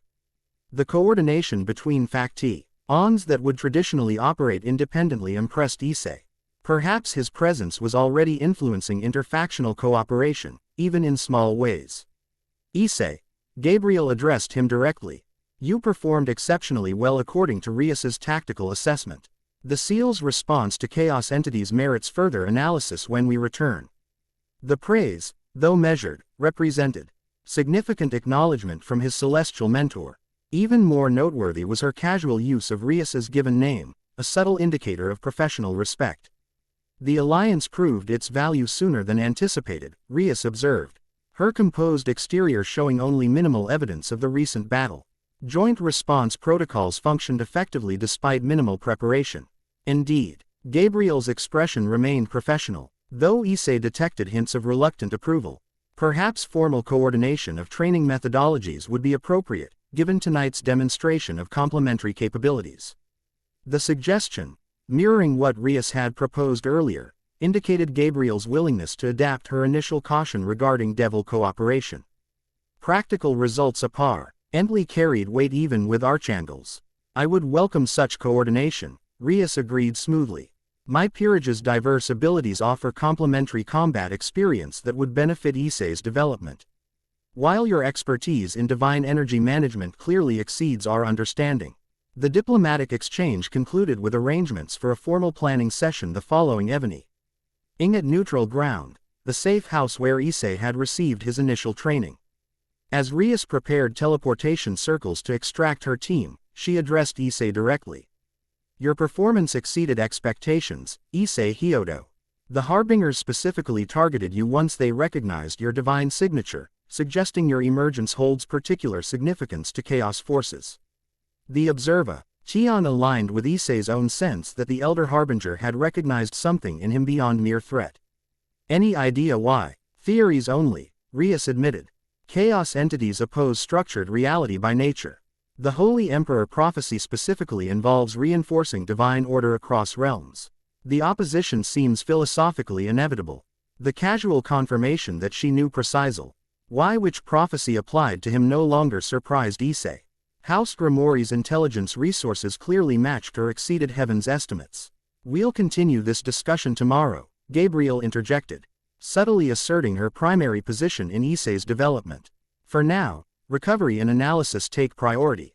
With respectful acknowledgments, the Gremory team departed via teleportation circles, leaving Issei alone with Gabriel amid the reality-warped industrial landscape.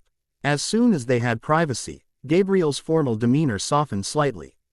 "You took significant risk engaging chaos entities with minimal training," she noted, though her tone carried concern rather than criticism. "Yet your instinctive application of divine energy demonstrated remarkable aptitude." "It felt right," Issei explained inadequately. "Like the seal knew exactly how to counter their energy even if I didn't consciously understand." Gabriel nodded thoughtfully. "The luminous seal contains fundame. NTAL creation patterns, the antithesis of chaotic dissolution. Your intuitive access to those patterns suggests deeper integration than anticipated." As she prepared her own transportation magic to return them to Kuo, Gabriel added with unexpected directness, "Your alliance with House Gremory proved its value tonight. While Heaven maintains appropriate caution regarding devil cooperation, I acknowledge the practical benefits demonstrated during this engagement." The admission, clearly difficult for the Archangel given millennia of ingrained factional perspective, represented significant personal and professional growth. Issei recognized the gesture's importance. "Thank you," he replied simply, "for being willing to adapt traditional approaches when circumstances warrant." Gabriel's expression softened further. The prophecy speaks of the Holy Emperor bringing new vision to heaven's eternal purpose. Perhaps that process begins with small practical compromises rather than grand cosmic revelations. As golden light enveloped them for transportation, Issei considered how quickly his world had transformed, from ordinary student to divine vessel to battlefield coordinator between traditional enemies in less than a week. The weight of responsibility pressed heavily, yet tonight had shown him something important. When diverse abilities united against common threats, seemingly impossible victories became achievable. Perhaps that insight represented the first small step toward understanding what the Holy Emperor was truly meant to accomplish. The following days established new patterns for Issei's increasingly complex life. Mornings and early afternoons remained dedicated to normal school activities, maintaining his human connections and education. Late afternoons alternated between occult research club meetings, now focused on supernatural education and cooperative training, and sessions with Gabriel covering celestial history, divine energy manipulation, and the political intricacies of heaven's governance.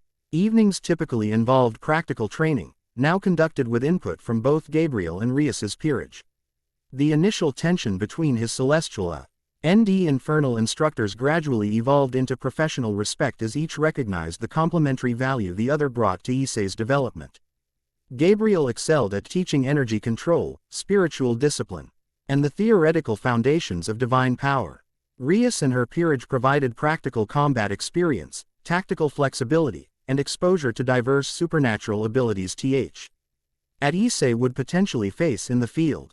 1 week after the Chaos Harbinger incident, Issei found himself in the training room of Heaven's Kyoto safe house, facing off against Kiba in a control-ed sparring match while Gabriel and Rias observed from the sidelines.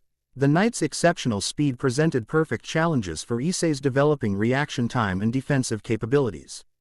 Rias still telegraphing your energy shifts before manifestation, Kiba noted, easily evading a golden light construct Issei had attempted to form behind him. Divine energy radiates preliminary patterns seconds before solidifying. Against speed-type opponents, that forewarning negates your power advantage. Adjusting his approach based on the feedback, Issei focused on maintaining constant low-level energy distribution rather than concentrated bursts. When Kiba next attacked, the divine energy was already present throughout the training area, requiring only minimal redirection rather than complete manifestation. The adaptation caught the knight by surprise, golden barriers solidifying instantly in his path and forcing an awkward mid-air adjustment that left him momentarily vulnerable. Issei capitalized with a follow-up energy pulse that would have incapacitated a genuine opponent. Excellent adjustment, Gabriel commented from the observation area. Ambient field manipulation rather than directed construction. That approach minimizes preparation tells against perceptive opponents. Rias nodded in agreement. Creative application of defensive principles in offensive contexts. Our tactical flexibility continues to develop impressively. The cooperative training session concluded with comprehensive debriefing, both instructors offering complementary perspectives on Issei's progress. As Kiba departed to join Akano for patrol duties, Rias lingered to discuss administrative matters with Gabriel, leaving Issei temporarily to his own devices. He used the break to review information on Chaos Harbingers provided by both Heaven's Archives and the Gremory family's supernatural library. The combined intelligence painted disturbing patterns, increasing incursion frequency worldwide, growing coordination between previously random manifestations, and concerning correlations with astronomical alignments mentioned in various apocalyptic prophecies. Studying the enemy, Rias inquired, rejoining him after concluding her discussion with Gabriel. Trying to understand why they're appearing now, Issei clarified. And why they seem to recognize me specifically during the attack. Rias settled beside him, examining the compiled data with practiced efficiency. Chaos entities exist in opposition to structured reality. The Holy Emperor prophecy specifically concerns reinforcing divine order across realms. The targeting probably reflects existential opposition rather than personal enmity. The explanation made logical sense, yet something about the Elder Harbinger's foe. CUSED attention had felt more specific than mere philosophical opposition. Before Issei could articulate this concern, Gabriel returned from activating the safe house's communication array. Heaven's Council has requested your presence. She informed him, her formal tone indicating official business rather than routine training matters. The increasing chaos manifestations, combined with your effectiveness against them, has elevated certain strategic discussions. Issei glanced at Rias, whose expression revealed nothing though her posture suggested heightened interest. When do they want to see me? Tomorrow, Gabriel replied. Michael believes your perspective on recent events would benefit council deliberations regarding appropriate response measures. The summons represented significant escalation in Issei's official involvement with Heaven's governance, moving from theoretical emperor-designate to actual strategic contributor. The implications weren't lost on anyone present. A meaningful development, Rias observed neutrally. The council rarely involves external perspectives in strategic planning. Gabriel's slight nod acknowledged the understated point. Circumstances evolve, as must response protocols. To Issei she added, we'll depart after your morning classes. The session is scheduled for midday celestial time. As practical arrangements were discussed, Issei found himself contemplating how quickly boundaries had shifted. Just days ago, Gabriel would never have continued sensitive Heaven's Council discussions with a devil present, regardless of alliance parameters. Now Rias remained included in logistical planning without question, a small but significant indicator of evolving factional dynamics. When details were finalized and the training session formally concluded, Rias prepared to depart via transportation circle. Before activating it, she addressed Issei with uncharacteristic directness. Heaven's Council will present specific perspectives on current events, interpretations filtered through millennia of established doctrine. Remember that divine perspective, while valuable, represents only one framework for understanding multidimensional threats. The cautionary advice carried no overt criticism of Heaven, yet subtly reminded Issei to maintain independent judgment despite the Council's authority. Gabriel, interestingly, made no objection to this implied warning.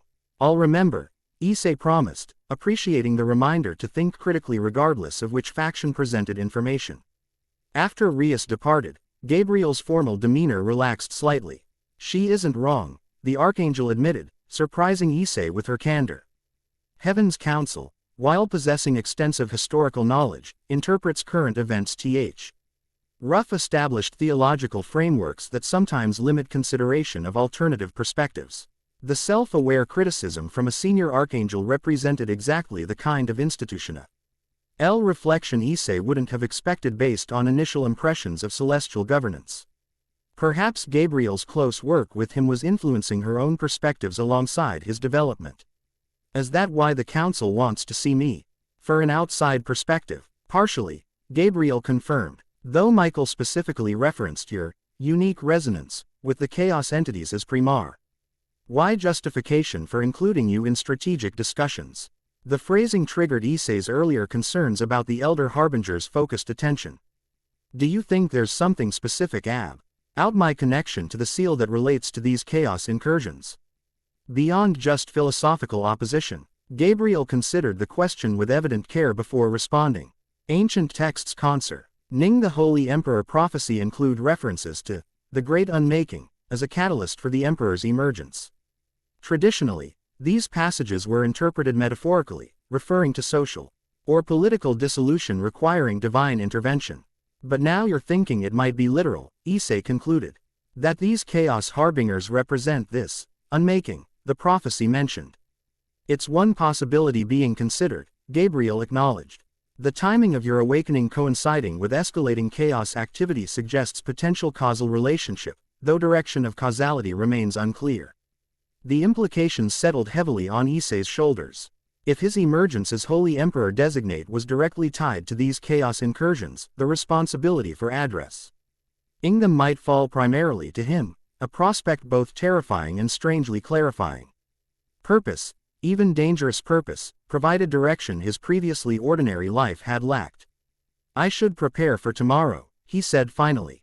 If the Council's going to ask my opinion on strategic matters, I need to organize my thoughts about what we've observed so far. Gabriel nodded approvingly. A wise approach. I'll provide relevant Council protocols and procedural guidelines before our departure. As they gathered materials to leave, she added with unexpected warmth, your adaptability continues to impress, Issei Hyodo. Many would become overwhelmed by the rapid expansion of responsibilities you faced. The genuine praise from the typically reserved Archangel boosted Issei's confidence. "I'm still adjusting," he admitted. "But having clear purpose helps, focusing on practical problems rather than abstract prophecies." "That very pragmatism may be precisely why the seal chose you," Gabriel observed. "Heaven has no shortage of beings devoted to abstract principles. Practical application of divine purpose to concrete challenges represents rarer perspective." As they departed the safe house, Issei found himself contemplating tomorrow's council appearance with mixture of nervousness and determination. Whatever cosmic chess game positioned chaos forces against divine order, his role appeared increasingly central to the outcome. Understanding that role, not just accepting it, would determine whether he merely participated in events or actively shaped them. The Holy Emperor prophecy remained nebulous in many aspects. But one thing had become increasingly clear: Issei's emergence had triggered reactions across supernatural factions, suggesting his role carried significance beyond heaven's internal governance. Whether catalyst, solution, or something yet undefined, his connection to unfolding events couldn't be coincidence. Tomorrow's council session might provide greater clarity, or simply deeper questions about his ultimate purpose in the cosmic balance between order and chaos. Chapter 2 End. The end. Remember to subscribe and like this video. See you in the next video.